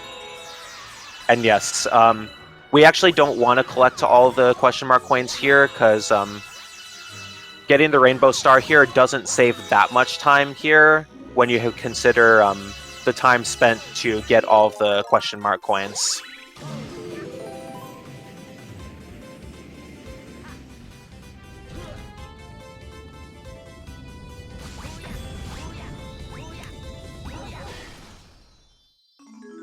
Alright, Frosty, not Frosty, Alaeus is collecting these star chips here, just with some long jumps to get into that gravity field of each of those planets there.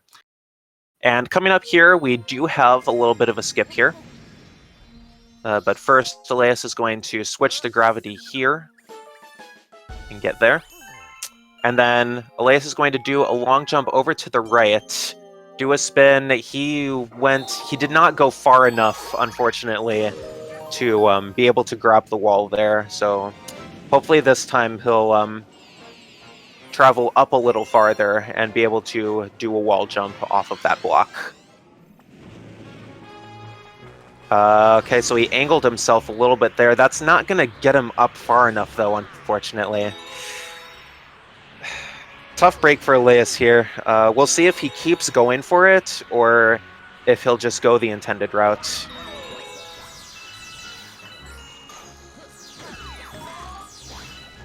That might be okay here. Oh, he spun... Okay, it looked like he spun a little too early there. I thought he was going to miss it again, but it looks like he barely got up. So, good job to Alaeus for seeing it through and attempting it until he finally made it. Frosty taking a hit from the boulder there. But yes, Frosty does end up catching up a little bit due to Alaeus failing a couple of times there. Yes, we have Frosty getting star chips there. And Alaeus will be entering the Comet version of the Major Burrows fight, and he'll only have 1 life to defeat the boss. But if I recall, neither runner took damage off of the Major Burrows fight, so I don't see these two having much of an issue on that particular star. Alright, so Frosty coming up to the skip that Alaeus had a little bit of trouble on. We'll see how he fares.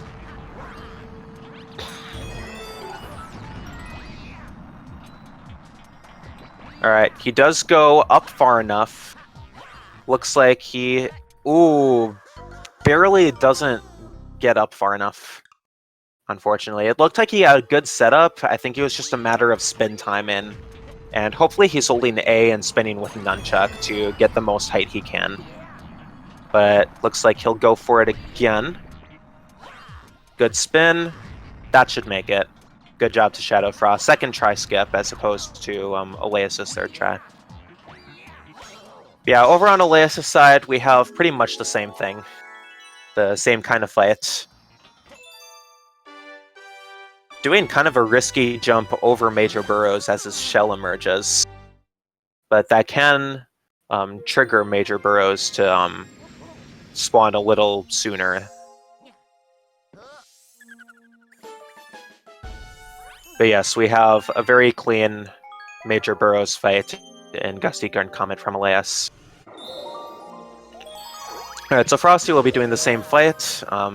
Meanwhile, Alaeus will now be entering Freeze Flame Galaxy.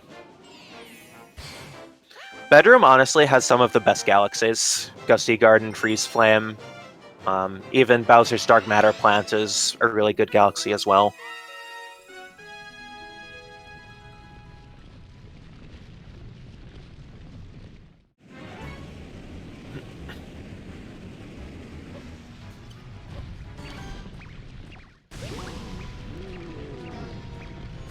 But yeah, just going to talk a little bit about the ongoing tournament right now. It is single elimination. This is the first round 2 match.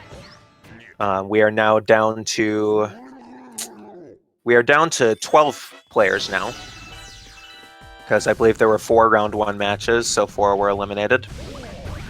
And the winner of this match will go on to race against Mr. Cloud Kirby in round 3, and the loser will be eliminated. Alright, Alaeus here talking to a penguin, and we kind of get a little bit of a skating tutorial. And we are required to catch the penguin before being able to move on.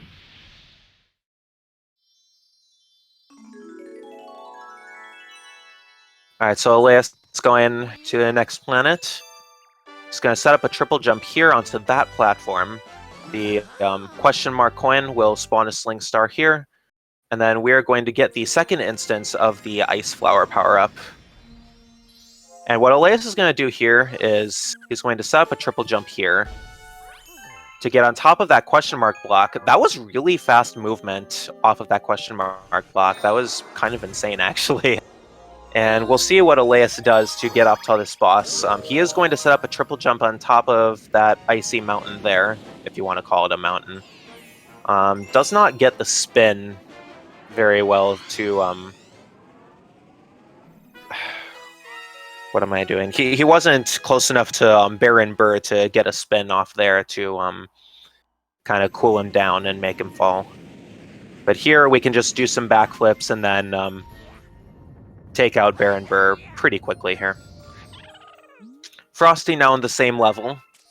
The penguin does go left. Depending on where Luigi is standing, you can end up causing the penguin to trigger or to travel either left or right, and depending on what happens, you'll have to do a slightly different setup with your long jumps to catch the penguin as fast as possible.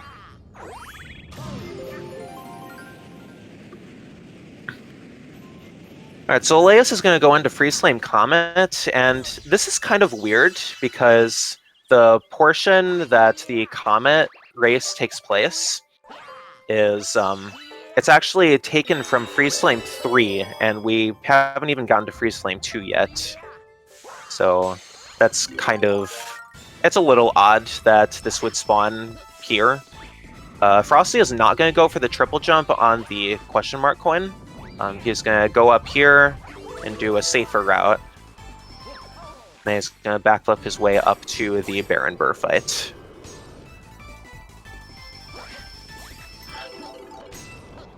Ice Flower runs out just in time for him to get to the platform here.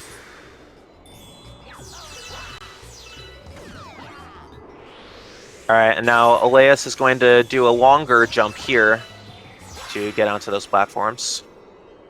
And then just do a couple long jumps here, and he will cross this gap here in order to get that star.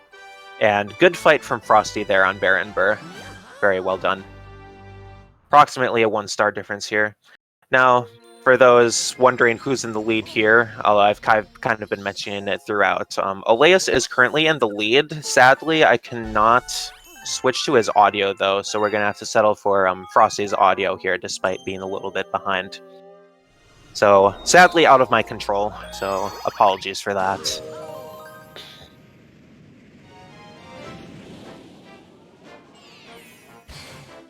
Alright, we have a question in chat asking how long these speedruns last. About 2.5 hours. Alaeus's PB is 2 hours 33 minutes, and ShadowFrost's PB is 2 hours and 37 minutes. So you can expect these runs to wrap up in the ballpark of those times, give or take a few minutes.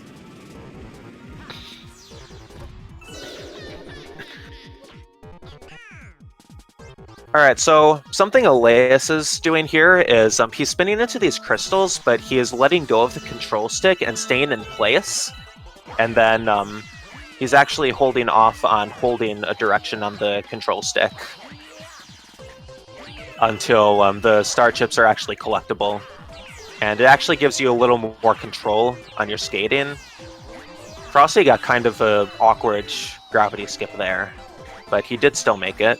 Now Alaeus is going to do a triple jump up here, and instead of lighting the vases, he is going to do a gravity skip there. And then he's going to do a long jump right off here, and then do a little gravity skip there to land down there. So yes, we'll still have like approximately an hour left here for some quality commentary and gameplay. And now Alaeus is going to long jump over to that vase, and then he's going to do a jump there and then throw some fireballs to light the other one. Now with Fire Mario, or Fire Luigi in this case, this is the first instance of Fire Luigi in this case. But you can actually shoot a few fireballs and stay in the air before you end up falling down. So that gives you a few chances to actually light that vase before taking some damage.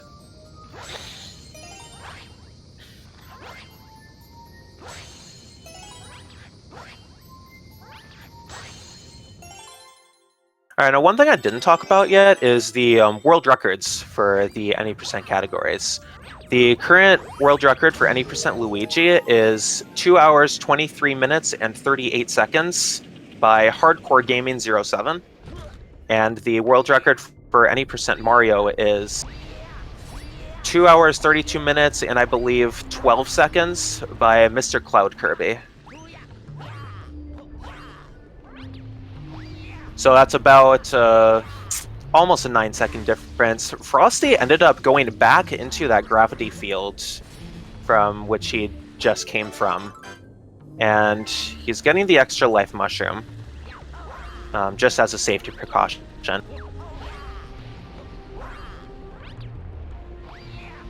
Now what Alaeus did in Freeze Flame 3, Frosty having some interesting issues here. But nonetheless, he is still alive. But yes, Alaeus was able to do a jump around the first planet, and after getting that fire flower, he was able to triple jump into the cage to get the fire flower, first of all.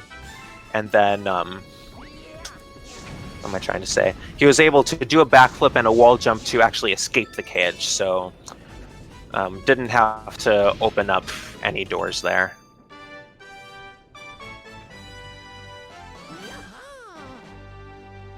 Alright, so here on Alaeus' screen, we actually have the same part that we saw in Freeze Flame Comet, but we do have some moving platforms and we do have some fire platforms as well. So we're going to use Ice Luigi, excuse me, to travel through this section here.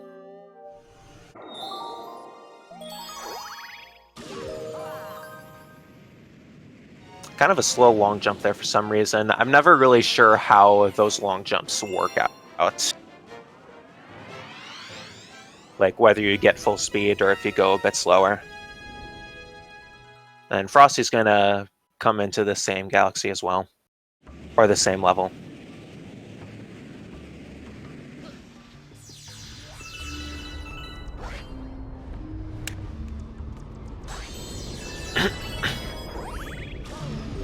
Frosty manages to make it to the other side without taking any damage. Good on him. Alright, so Alaeus is going into Freeze Flame Secret. And basically, you go into Freeze Flame 1 again, skip the cutscenes, catch the penguin again. But we aren't going to go up to the boss fight. We are going to go over to the right after landing on the second planet. And there's a couple strategies you can do. One is you can slope climb the slope leading up to the Sling Star. Or you can do a double wall jump involving some diagonal wall jumps onto the wall right next to the slope. But we'll see what Alaeus does, and then I'll talk a little bit about the strategies once we see what he does. Alright, so Alaeus is going to do the double wall jump method. So basically he's going to approach that wall at an angle, and then press A pretty quickly to angle himself over to the other wall and still be able to grab the second wall despite being perpendicular to the first wall. So it's kind of an interesting mechanic there. The other option would be to run up the slope on the right and just spin while running up. I'd say that's a much easier strategy than what Alaeus did. But what Alaeus did actually does save about a couple seconds. Alright, so we've got Alaeus climbing the peak here. He's going to land on top of that snowman. Very small space to land there. But he does get the backflip there. And gets hit by the bat, but fortunately does not fall all the way back. And he does make his way up in good time. So good job to Alaeus. Frosty will be entering the same star that Alaeus just left. And we'll see what strategy he does to get to the Sling Star.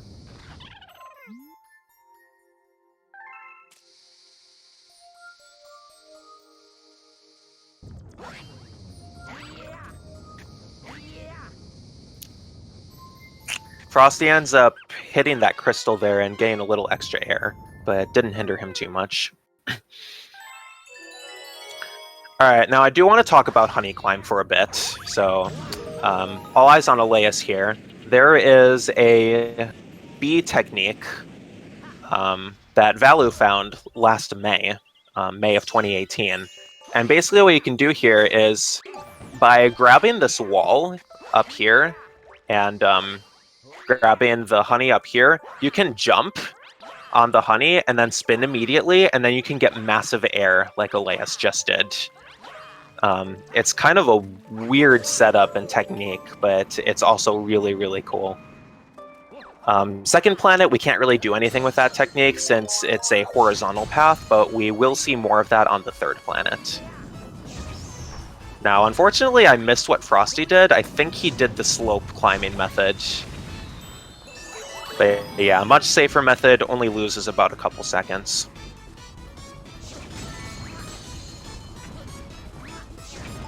Alright, Alaeus setting up another jump there.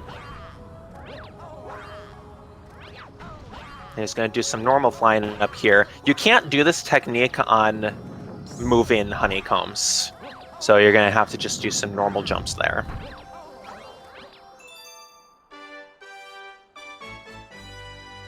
Alright, Alaeus doing one more spin jump that didn't go super well.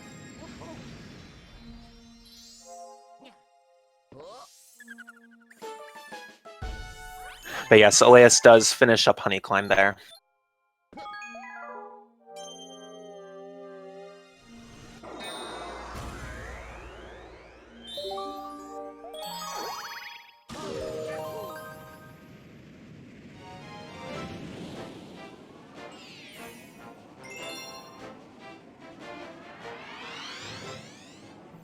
Both runners are using splits, I believe, on their separate channels. I'm not sure if Frosty is right now. Alaeus definitely is. Oh, another thing about Honey Climb is Frosty is not. Okay. Another thing about Honey Climb is there are a ton of star bits. You can collect up to about 175 there. So that's a haven for collecting a lot of star bits to get to 600.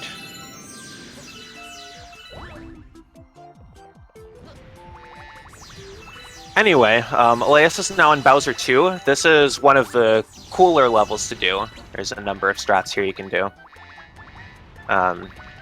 Getting yourself up there. Just gonna do a long jump over there. Ooh, Frosty ends up taking a death on Honey Climb. And it looks like he was on the second planet as well. Alright, we're going to see what Alaeus does here. He's going to get into that gravity. And then he is not going for the faster gravity skip. He's going to long jump right before the platform goes into the green section. And he does make it over to that L block. So that was very well done by Alaeus. There's a faster setup where you can do a long jump off of that plus platform immediately, and then do a spin in the next gravity section, and then still make your way up to the L block, but that can be pretty risky.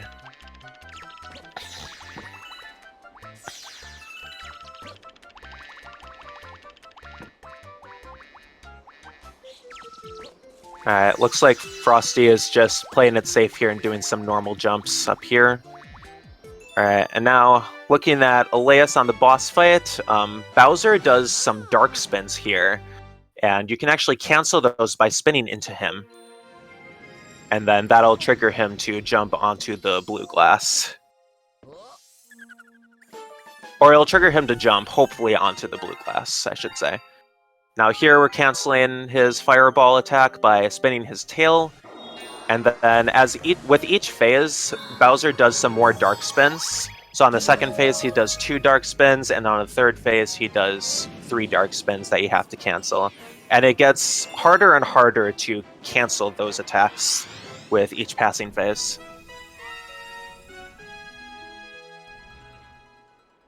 Right, fireball cancel there, and then 1, 2, and 3. Good job to Alaeus there. So he'll be finishing up the fight very soon here. Alright, and then Frosty is just starting Bowser 2. And we'll see what strategies he does here. So a long jump onto the L block there. Gonna set up a triple jump here.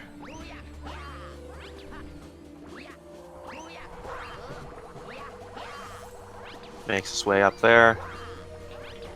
He's gonna travel that way.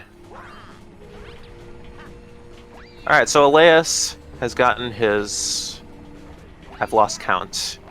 This is his 5th Grand Star. So there's 1 more in the run. Alright, we're gonna see what Frosty does here. It's long jumping there.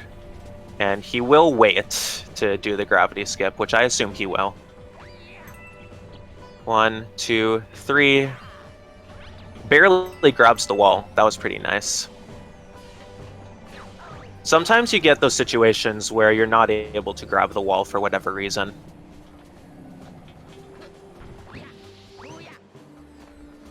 Yeah, that's very hard to explain.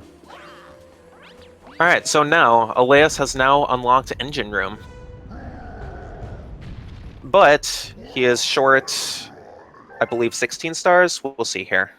Yeah, 16 more stars. So he'll be going up to Engine Room, and then there will be some cleanup in Kitchen, plus Drip Drop, and then 1 more star in Terrace.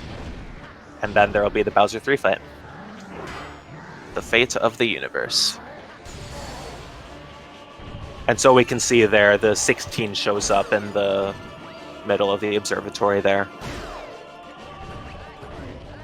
Alright, so looking at Alaeus' star bit count, he has 170 more star bits to go before he reaches 600. And levels he'll be getting those on include Toy Time 1. Ooh, Frosty got knocked back by Bowser there. So that kind of reset his dark spins there. Anyway, as far as star bit collecting goes, Toy Time 1 and Toy Time 2 will definitely be levels to collect star bits on. He might need Gold Leaf 2 to barely bring himself over, but I think those other 2 levels could potentially do it for him.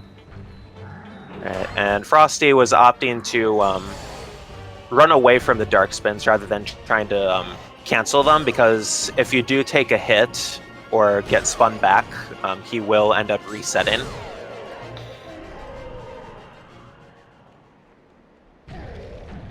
But yes, that's the end of the Bowser 2 fight for Frosty. Now looking at Alaeus here, we're collecting some blue star chips. There is an alternate route here where you can actually collect them in the reverse order, but it does require a Freeze Flame Secret-esque technique, where you do 2 wall jumps off of perpendicular walls, which is very difficult, and if you fail it, you actually fall to your death. So we're not using that route here. So yeah, we're gonna get the 5th star chip up there and spawn those pulsars there. Ends up getting knocked back by a Piranha, but that'll only lose about a few seconds.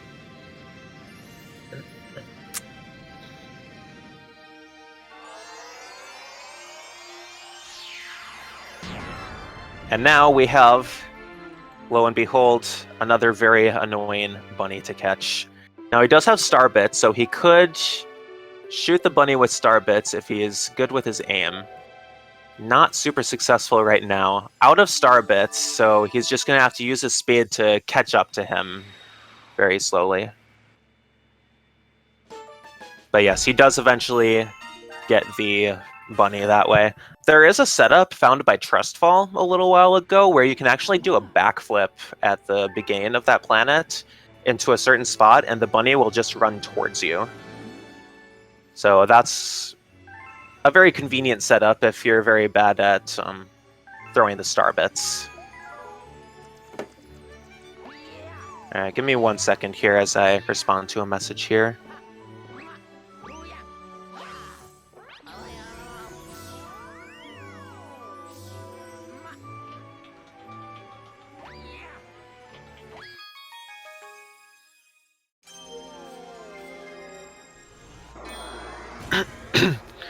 Alright, so, in my opinion, Goldleaf is one of the hardest galaxies in this run. Like, there are a lot of strategies where that can lose a lot of time if they go wrong, and Goldleaf 2 is very much included in that. But we'll see what Alaeus does here. He's going to do some long jumps here. He's going to make his way over to the Cataquack.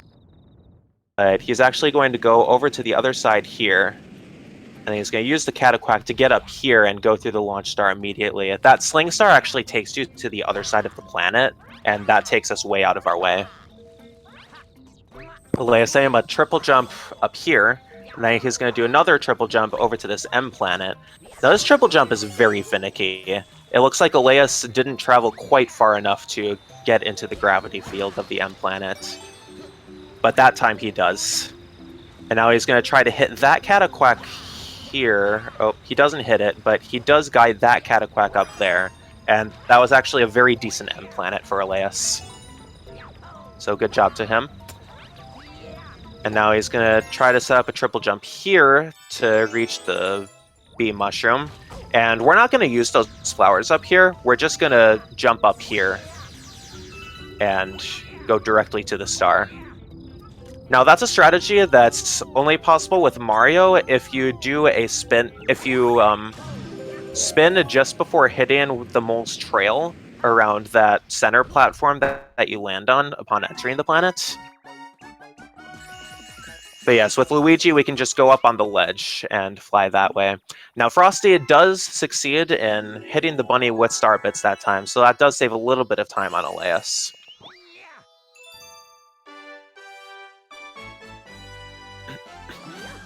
Alright, and now we have Goldleaf 3, which Alaeus is about to enter.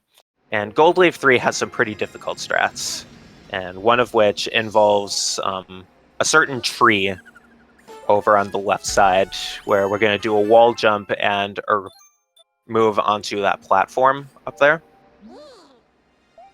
Alright, so let's see how he does this. He's going to long jump, he's going to do a triple jump over here. And then he's going to set up a triple jump.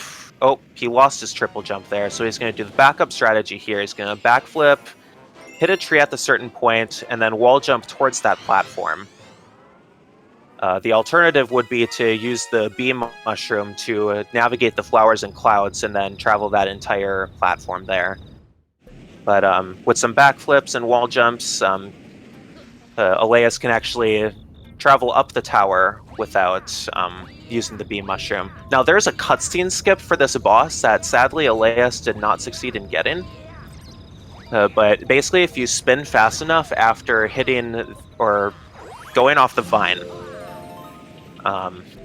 you can actually land on the fence and skip the cutscene trigger, and then you can just get some easy hits on the mole here.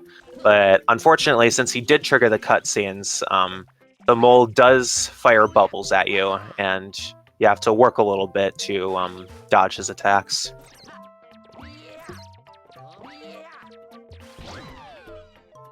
Alright, Frosty, I mean, a little bit of difficulties with the Cataquax here, but he does make it to the end, and does get up to the launch star.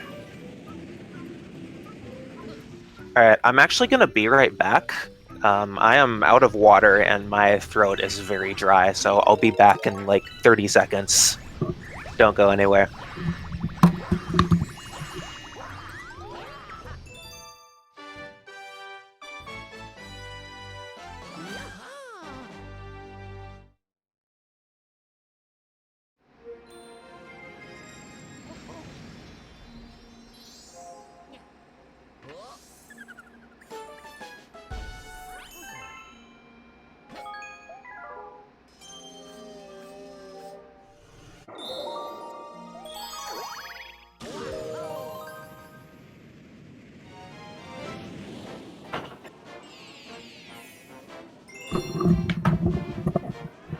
Alrighty guys, I am back as promised. So Alaeus just went into Goldleaf Secret, which is actually a pretty fast star. You just do some slope climbing over on the right. You find the bubble on the opposite side of the tree, ring the bell, collect the music notes. Alright, now we're going to see what Frosty does on Goldleaf 3. Have some difficult strats coming up for him. He's going to triple jump up here. And then, will he set up a triple jump? He is not going to set up a triple jump. He will set up a backflip in front of the tree. And he gets it first try. Good on him. Alright, now he's going to end up doing a backflip here. And then jump up here. And use the spring to make his way up here. Now we're going to see if he gets the cutscene skip here. Fingers crossed. And he does skip the cutscene, and you'll see that the mole just won't even try to attack you because that happened. So yeah, some very easy hits from Frosty here. Effortless fight. Alright, now, Alaeus is starting the Goldleaf Cosmic Comet race, and we're going to see if he succeeds in the triple jump setup here. Triple jump there, looks like a good angle. Oh, he got a bonk on the tree, which caused him to go a little lower. But he does get the backup first try, so very good job there. Alright, so Alaeus is actually now 2 stars ahead, but these are pretty short stars. But Alaeus is done with Goldleaf. It's always a good feeling to be out of one of the hardest galaxies of the run.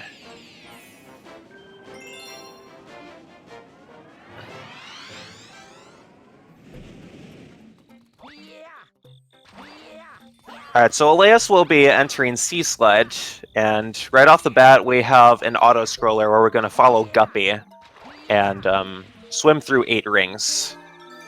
So there's really not much to this, so we'll focus on Frosty for a little bit. Now, collecting these music notes on Goldleaf Secret can actually be kind of challenging if you want to go fast, because they don't go in a straight line by any means. They kind of go up and then down and then up again. But Frosty did a good job collecting those music notes.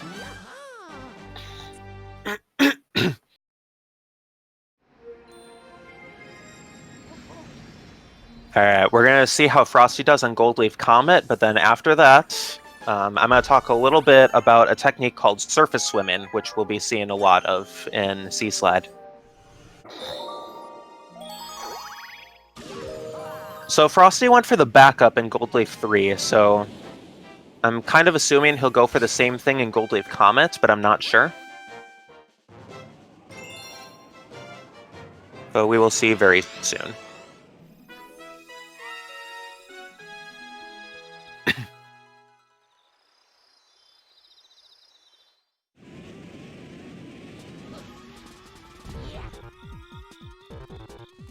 Typical run time for any percent Luigi is around 2.5 hours, or in this case, Alaeus' PB is 2 hours 33 minutes, Frosty's PB is 2 hours and 37 minutes.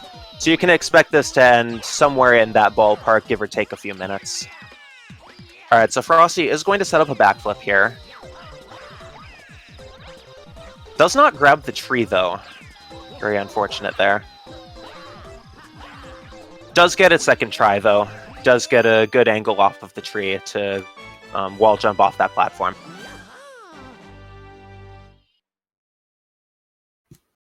Alright, so Alaeus has just finished up the auto-scroller here.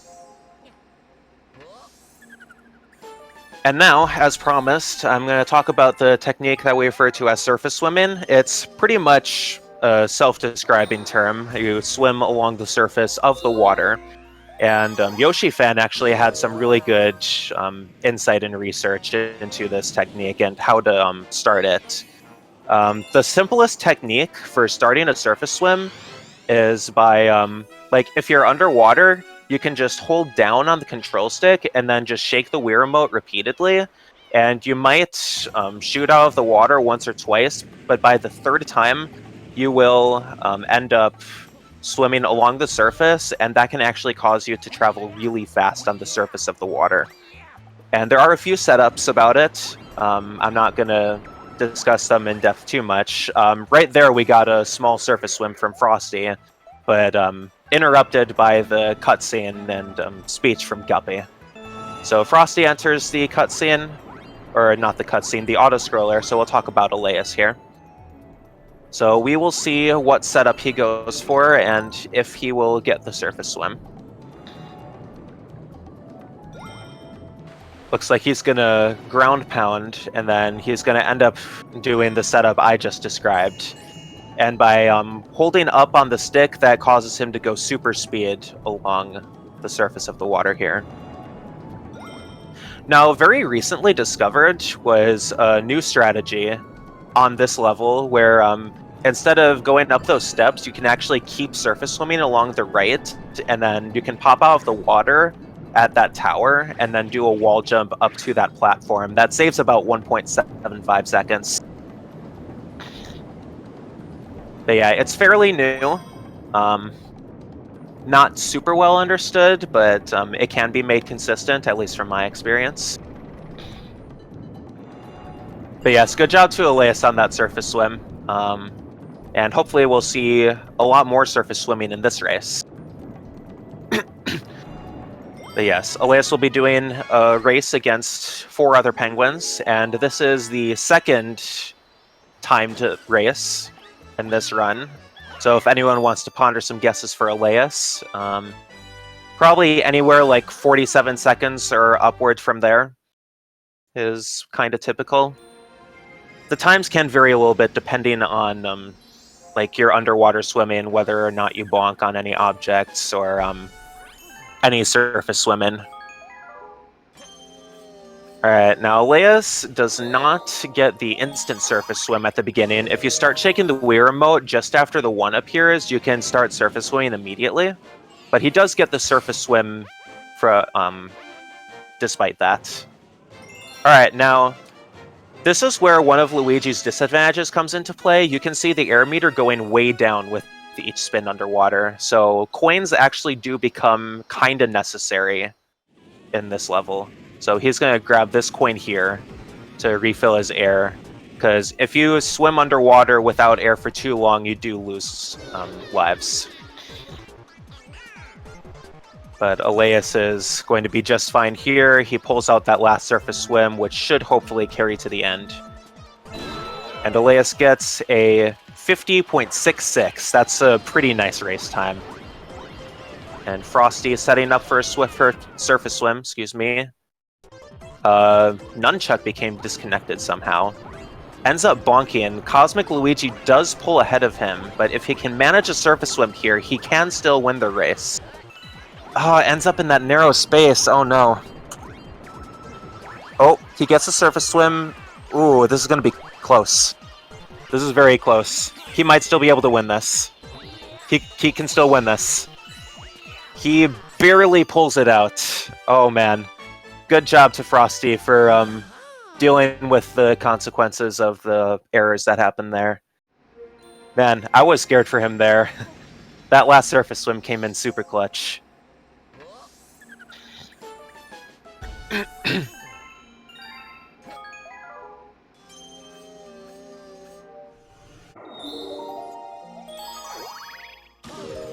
Alright, so Frosty is going to go into the same race that Alaeus just finished. If anyone wants to ponder some guesses, anywhere from 47 seconds upwards. Alright, now Alaeus has entered Toy Time 1, and there is a strategy at the end that we often refer to as armpit skip, because we have a giant Mecha Bowser at the end, and literally what we do is we go over to the side, the right side, and do some wall jumps pretty much under the armpit. And Alaeus triple jumping into that pink gravity there, unscrewing that bolt to gain access to that launch star. Frosty also doesn't get the immediate surface swim at the beginning, but it's nothing that can't be worked with. Looks like... Oh, he did end up with a small surface swim there. Alaeus triple jumping there. So we'll let Frosty finish up that race. Now, Toy Time Galaxy introduces the spring power-up to the game, but we do not want to use that. It is very slow and is very dumb. So we are not going to touch the spring mushroom at all this run.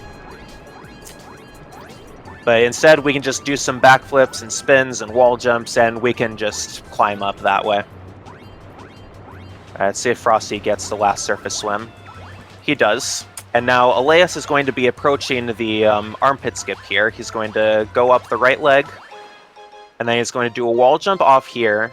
He's going to grab the wall there, and he's actually going to use the arm to wall jump all the way up here. Now this skip saves like a good minute and a half over the intended route. And there, backflip up there, and then just a couple more jumps there. And a ground pound to finish it off. So that was a very good skip done by Alaeus there. Sadly, I missed the time Frosty got, but he did get that last surface swim, which is very nice to see from him.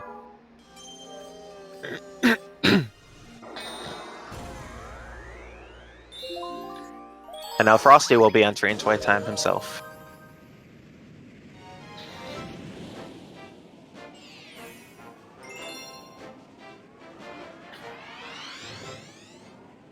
Alright, so Alaeus will be entering Toy Time Secret. Looks like he has only 56 star bits left to collect, and I think Toy Time 2 will be able to do that job for him, so he won't need to collect any star bits in any other galaxy anymore.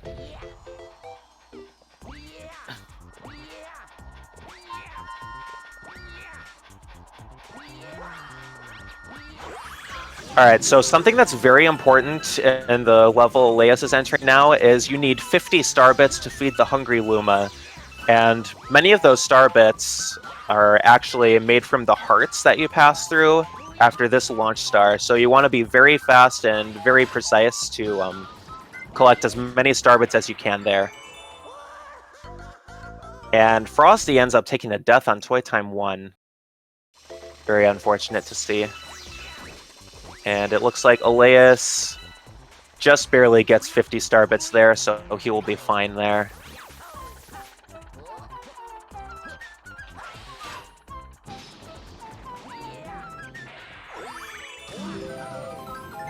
Alright, so then Hungry Luma is going to transform into a new planet.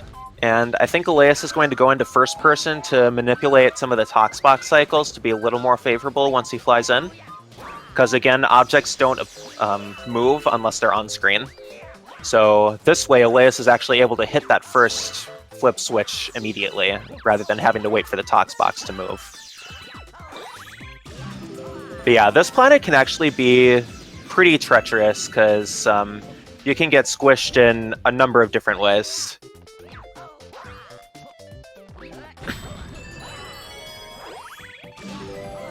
And you can actually hit the corner of those flip switches despite the red platforms covering them, so that's kind of nifty. Alright, we're gonna focus on Frosty for a little bit, and we will see how he does with armpit skip. So along the side, he's wall jumping. Okay, he's made it over. Yes, he made it. Yeah, one thing you kind of watch for is you kind of want to be positioned around the, like that yellow strip there on the left, because that's a pretty good indicator for being able to wall jump along the side and also on the arm as well. But yes, good on him and Alaeus for making Toy Time's armpit skip first try. Alright, so Alaeus is now going to go back to that same planet, but with fast tox boxes and also the moving red platforms as well. Now, fun fact, I don't see this happening for either runner, but it is actually possible to soft lock the game on this galaxy. If you take a hit from the red platform and get stuck between two flip switches very perfectly, Luigi will be in a continuous state of being stuck in a, I don't know what to call it, but basically when you get hit, you get knocked back, and then you have to get up, and you can't move until you get up.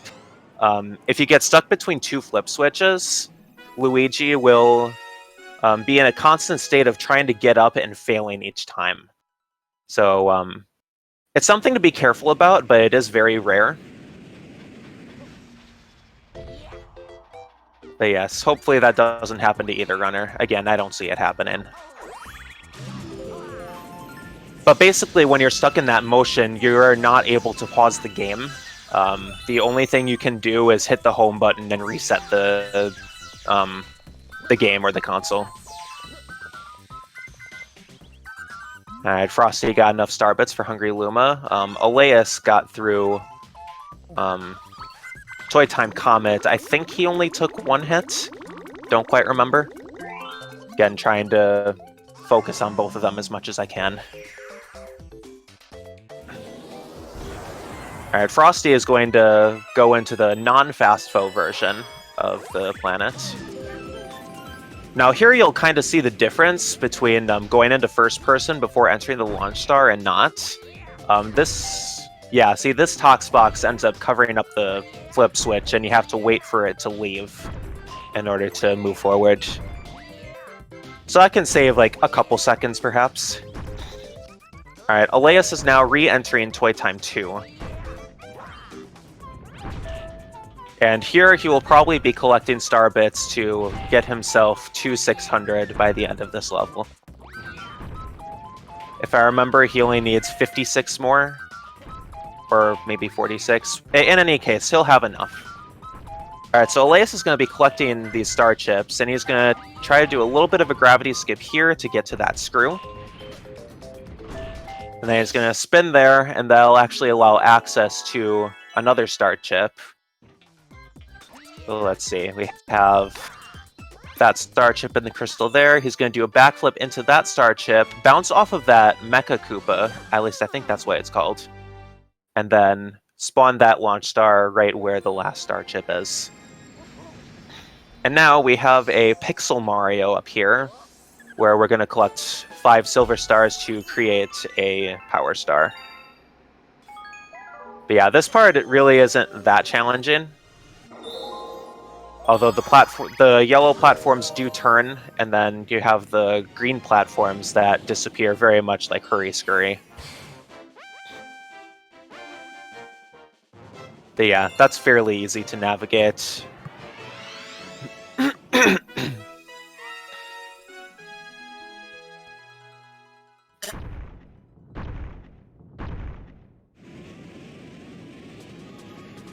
Alright, so Frosty entering the Fast Foes level of Toy Time. Meanwhile, Alaeus is actually all done with Engine Room, and he will now be traveling to Kitchen for Buoy Base, which has arguably one of the best music tracks in the game.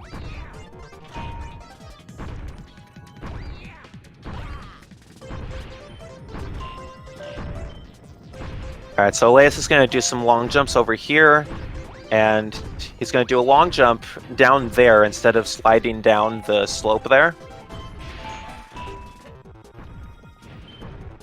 And there we have it. Ooh, Frosty ends up taking a hit and gets pushed back by the red platform. So he's going to have to hit that switch again. And, ooh, little too fast there, unfortunately.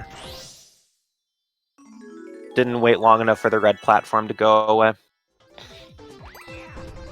Alright, so Alaeus entering buoy base. Now, the first thing he's going to do is he is going to swim down into the water. And if you swim down far enough, you'll actually trigger Torpedo Ted, at least, or the torpedo. I don't know if that's actually called Torpedo Ted or if that's just a meme among the community. But yeah, if you swim down far enough, you'll spawn the torpedo, and then you want to guide it over to that cage with the anchor. And then, or not the anchor, but you know what I mean. But yeah, that'll raise the rest of the platforms up, and hopefully gets to the surface there. He does. And then he's going to do some backflips up the tower. Now you're going to see these star chips that they're going to want you to grab, but as you're about to see, we're not going to need any of them. Instead, Alaeus is just going to get to the top of the tower right away. And then he is going to attempt a skip here where he's going to ground pound onto the trampoline and spin right when he hits it, and then that'll actually give him more height to skip into the top planet. And unfortunately having some issues with this.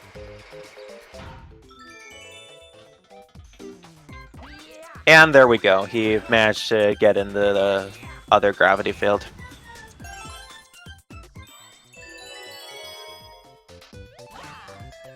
But yes, that is a strategy that is only possible with Luigi and one remote. You can do it with Mario with 2P strats. But you cannot do it with Mario as using only one controller. Yeah, unfortunately, Alaeus lost a bit of time to the skip there. But he did end up getting it eventually. And soon we're going to see Frosty attempt it himself.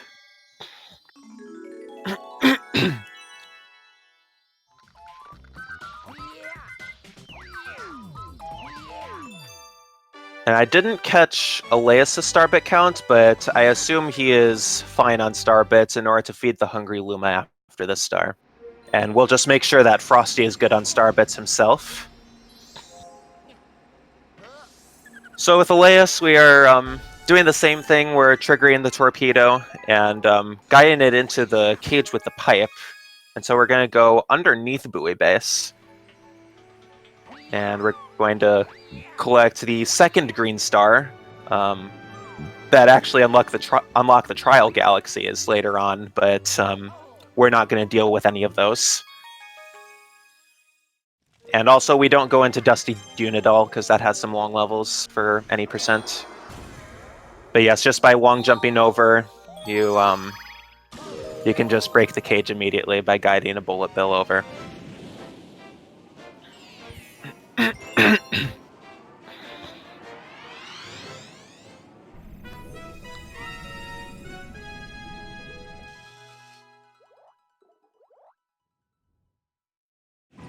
Alright, so Alaeus left kitchen and is now going to feed the hungry Luma that leads to Drip Drop.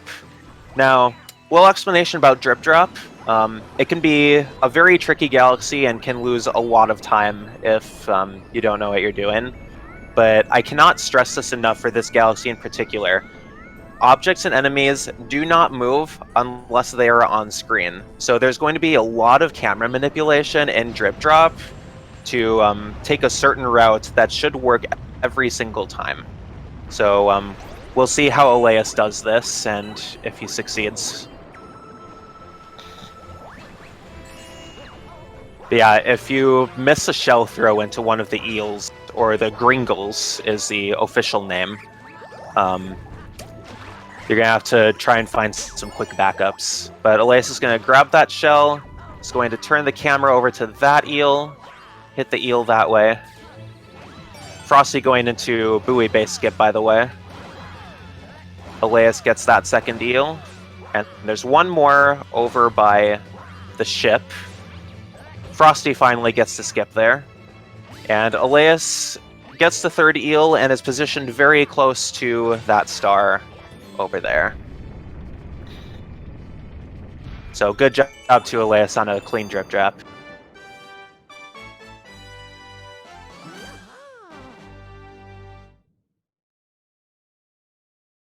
And so since that was a Hungry Luma Galaxy, Luigi actually spawns in front of Rosalina, and we now have one star before we can access the fate of the universe.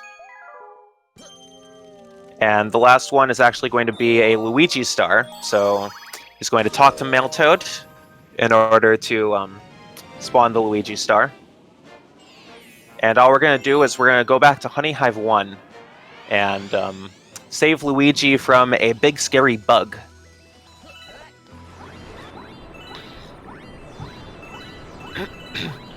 Frosty, meanwhile, going into the secret star of Buoy Base.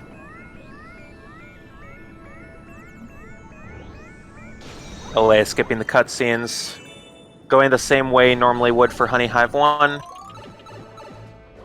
But in this case, he's going to long jump over to that tree and save him from the aforementioned scary bug. I don't even know how Luigi got stuck up on that tree in the first place. Ooh, Frosty had a bullet bill get destroyed on something, so he has to go back and get another one. Takes damage from an electric ball, but fortunately the bill still gets to the cage. Alright, so with that Luigi star, Alaeus now has 60 stars and is about to fly to the center of the universe. Friendly reminder that when Rosalina asks you if you want to go, you want to say yes instead of no. And also, don't press B on the star selection, because then you'll have to watch the cutscenes over again. At least I think so. But you would end up back at the Comet Observatory if you do that. Alright, Frosty good on star bits, so he can successfully unlock Drip Drop Galaxy.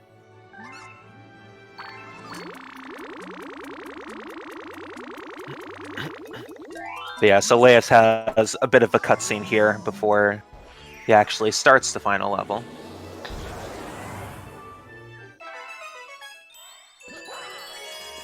Meanwhile, we'll see how Frosty does on Drip Drop.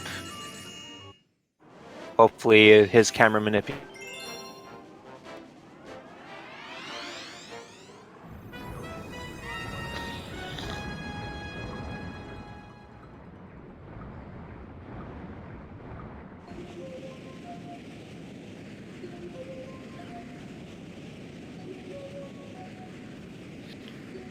Okay, so Alaeus actually has some potential to PB.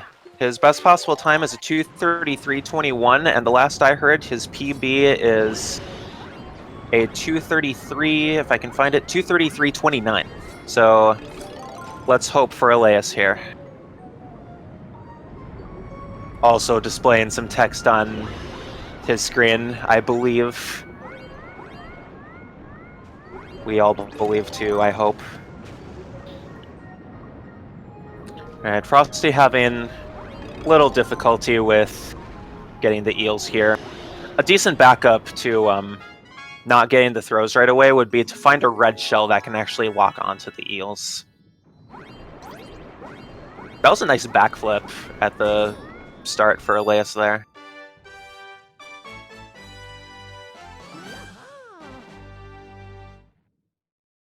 Alright, it looks like he is going to get early cycle. As you can see, those two spotlights start to move far away from each other, so you want to be able to make that cycle before they do that, and if you don't make that cycle, you'd end up having to wait. Alright, Frosty has one more star, the Luigi star in Honey Hive. Alaeus grabbing a safety coin on that ice block there. Just do some skating long jumps there. And now Instead of going through this entire planet, you can just do a long jump over to the right.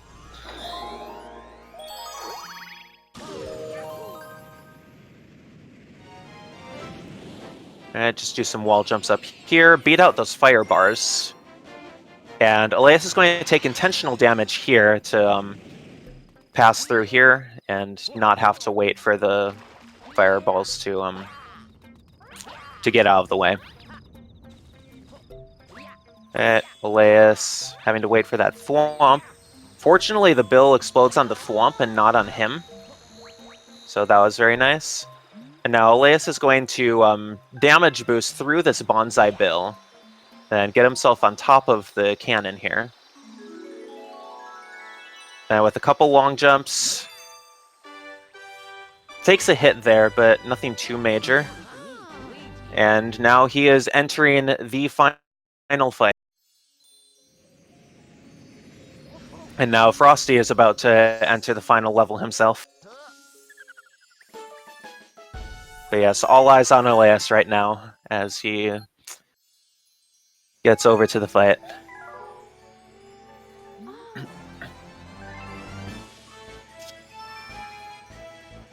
Now these stairs here can actually be deceptively difficult, but you can long jump, skipping every other stair if you have proper timing. Pretty much like that. Those are some pretty decent stairs from Alaeus.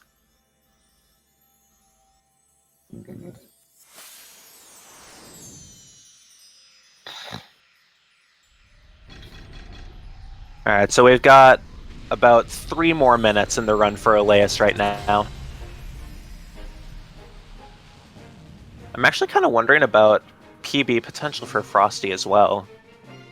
He might end up at around a low 237 or so, and his PB is a 237, let me double check. It's a 237.46 according to the leaderboards. So we could have double PBs here. That'd be really awesome. Go, Luigi. Alright, so for this first phase, all you do is stand a little bit away from Bowser, and then you spin into him when his head approaches you. That's the only place you can spin and attack him that way. Now, in the second phase, all we have to do is use these stretch plants to spin them into Bowser, and then he'll... Ooh, you missed a spin there. That's not gonna cost a PB at all, though, so... I think that's not too much time lost there.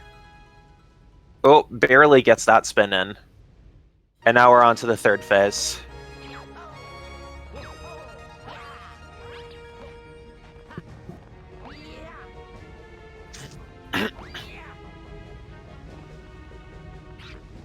Alright, hopefully ShadowFrost makes early cycle here.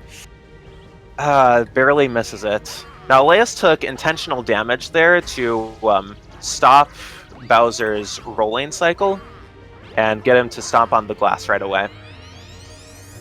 And so he's going to do a similar thing in this phase. He's going to spin his tail to stop his fireball attack, but those fireballs are very important because he's going to hit one of those to stop Bowser's rolling attack again, unless he ends up missing them. But fortunately, Bowser gets out of his spinning attack there. And 1, 2, and 3 in 43 seconds, Alaeus will be the winner of this tournament match. And I believe that is a PB for him by approximately 10 seconds. So congrats to Alaeus for a new PB.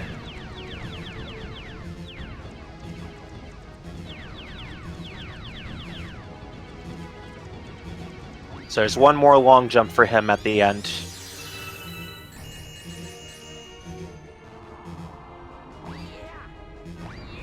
After this long cutscene ends.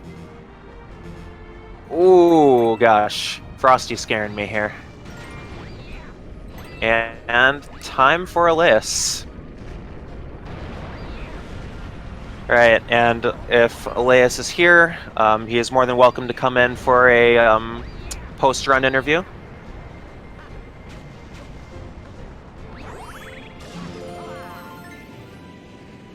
Alright, and Frosty now entering the last fight himself.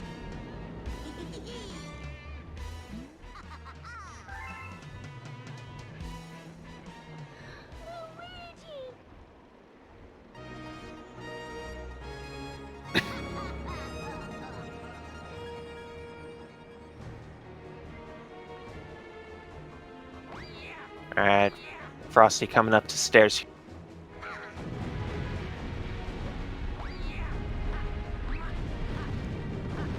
Never stop believing. Powerful word.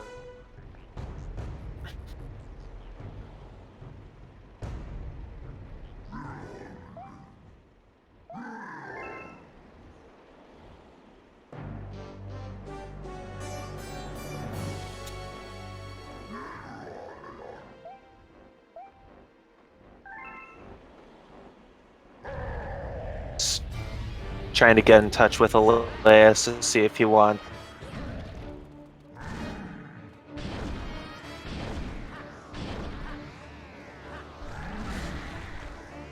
Alright, Frost. See his it. Do a couple more jumps here before boulder attack.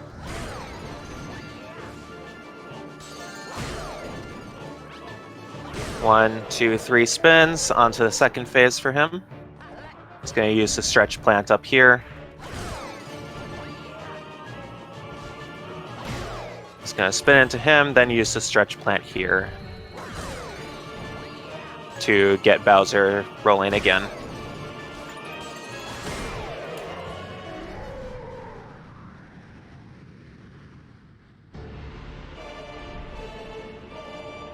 Alright.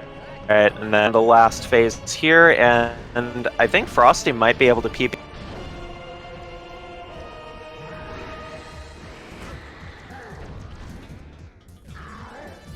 Alright, good first hit there for Frosty.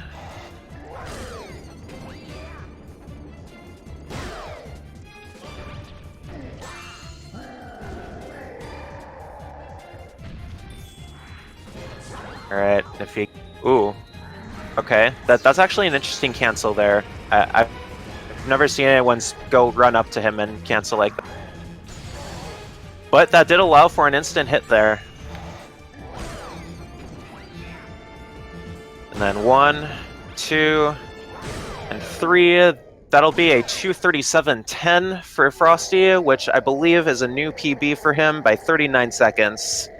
But unfortunately, this does mean finishing behind Alaeus that he is eliminated from the tournament. But huge congrats to both runners for their respective PBs. It's not often you see a double PB in a race like this, so that was really fun to watch. Alrighty, so we have Alaeus here with us. Hello. Oh, hi, man. Hello. Congratulations on your new PB. What was that, by 4 seconds? Much. Yes, but it doesn't matter. I mean, considering that run, it doesn't matter. Alright, marking Frosty is done as well. Alright, so, how were your last 2.5 hours? Interesting. Oh, hi, Frosty. Just verifying, is that a PB for you? Yes, it is. Awesome. No, Congratulations to both of you on your PBs. Thank you very much. Also, GG, Alaeus. Well done. Thanks. Well done to you as well. I couldn't beat you. I can't beat you at PSG, and I can't beat you in Attorney. It is what it is. You always seem to pull out the good runs when that's the case. So, I mean, I wouldn't call this like a proper good run, but it's a PB, and I'm not gonna complain. Yeah, definitely. I just said you see. Whoa! Sorry, my volume is blowing out. Yeah, no problem. I know what's going on. Just bear with me for a second. All right, so basically, you've seen my absolutely nightmarish start. I think I lost a minute to some of best in the first 3 levels. Oh, really? Yes. So yeah, it was you were having really some bad. issues with Luma skipping Good Egg too, I remember. Yeah, basically everything that could go wrong went wrong in the first 3 levels. Then I lost 7 seconds to some of best between Alpha of Terrace and Space Junk Comet. Oh, wow. Somehow. So it was very, very, I don't know, it just kept floating on and off for some reason. Sure. I mean, it was a good run, but still, I had like a minute there in the first few levels, then dying twice in Gusty Garden Free. Yeah. So yeah, that hurts a bit. Hey, PBs, don't complain, we For get sure. them done. Yeah. Well, hey, that'll be some good time save for next attempts on that comparison. I mean, I tend to use balance generally, but True. yeah, although it still highlights, I can still see levels where I'm like, there can be easily 10 seconds saved on consistency here and there. So I guess the important thing is never stop. Just this is not the end. Just keep going. If I want to have at least a Exactly. slither of a chance versus CK, I need to do everything I can. So Right. But yeah, just thinking back on some of those deaths you had, I think there were like 2 deaths in Gusty Garden 3 on the skip. yes. And just like some other deaths that were kind of thrown in there, like that's gotta be some motivation for you. Like you can definitely improve that. Yeah, this was a potential 231.40. That's the truth there. So yeah, well, I wish you good luck in future attempts, which I'm sure there will be some, right? yes, indeed. Thank you very much. Excellent. Yeah. Frosty, anything you wanted to say about your run at all? There were some silly mistakes here and there, like accidentally pressing B at one point instead of pressing Oh, A I saw and that. hitting a star. Yeah. I was like, wait, how did I do that?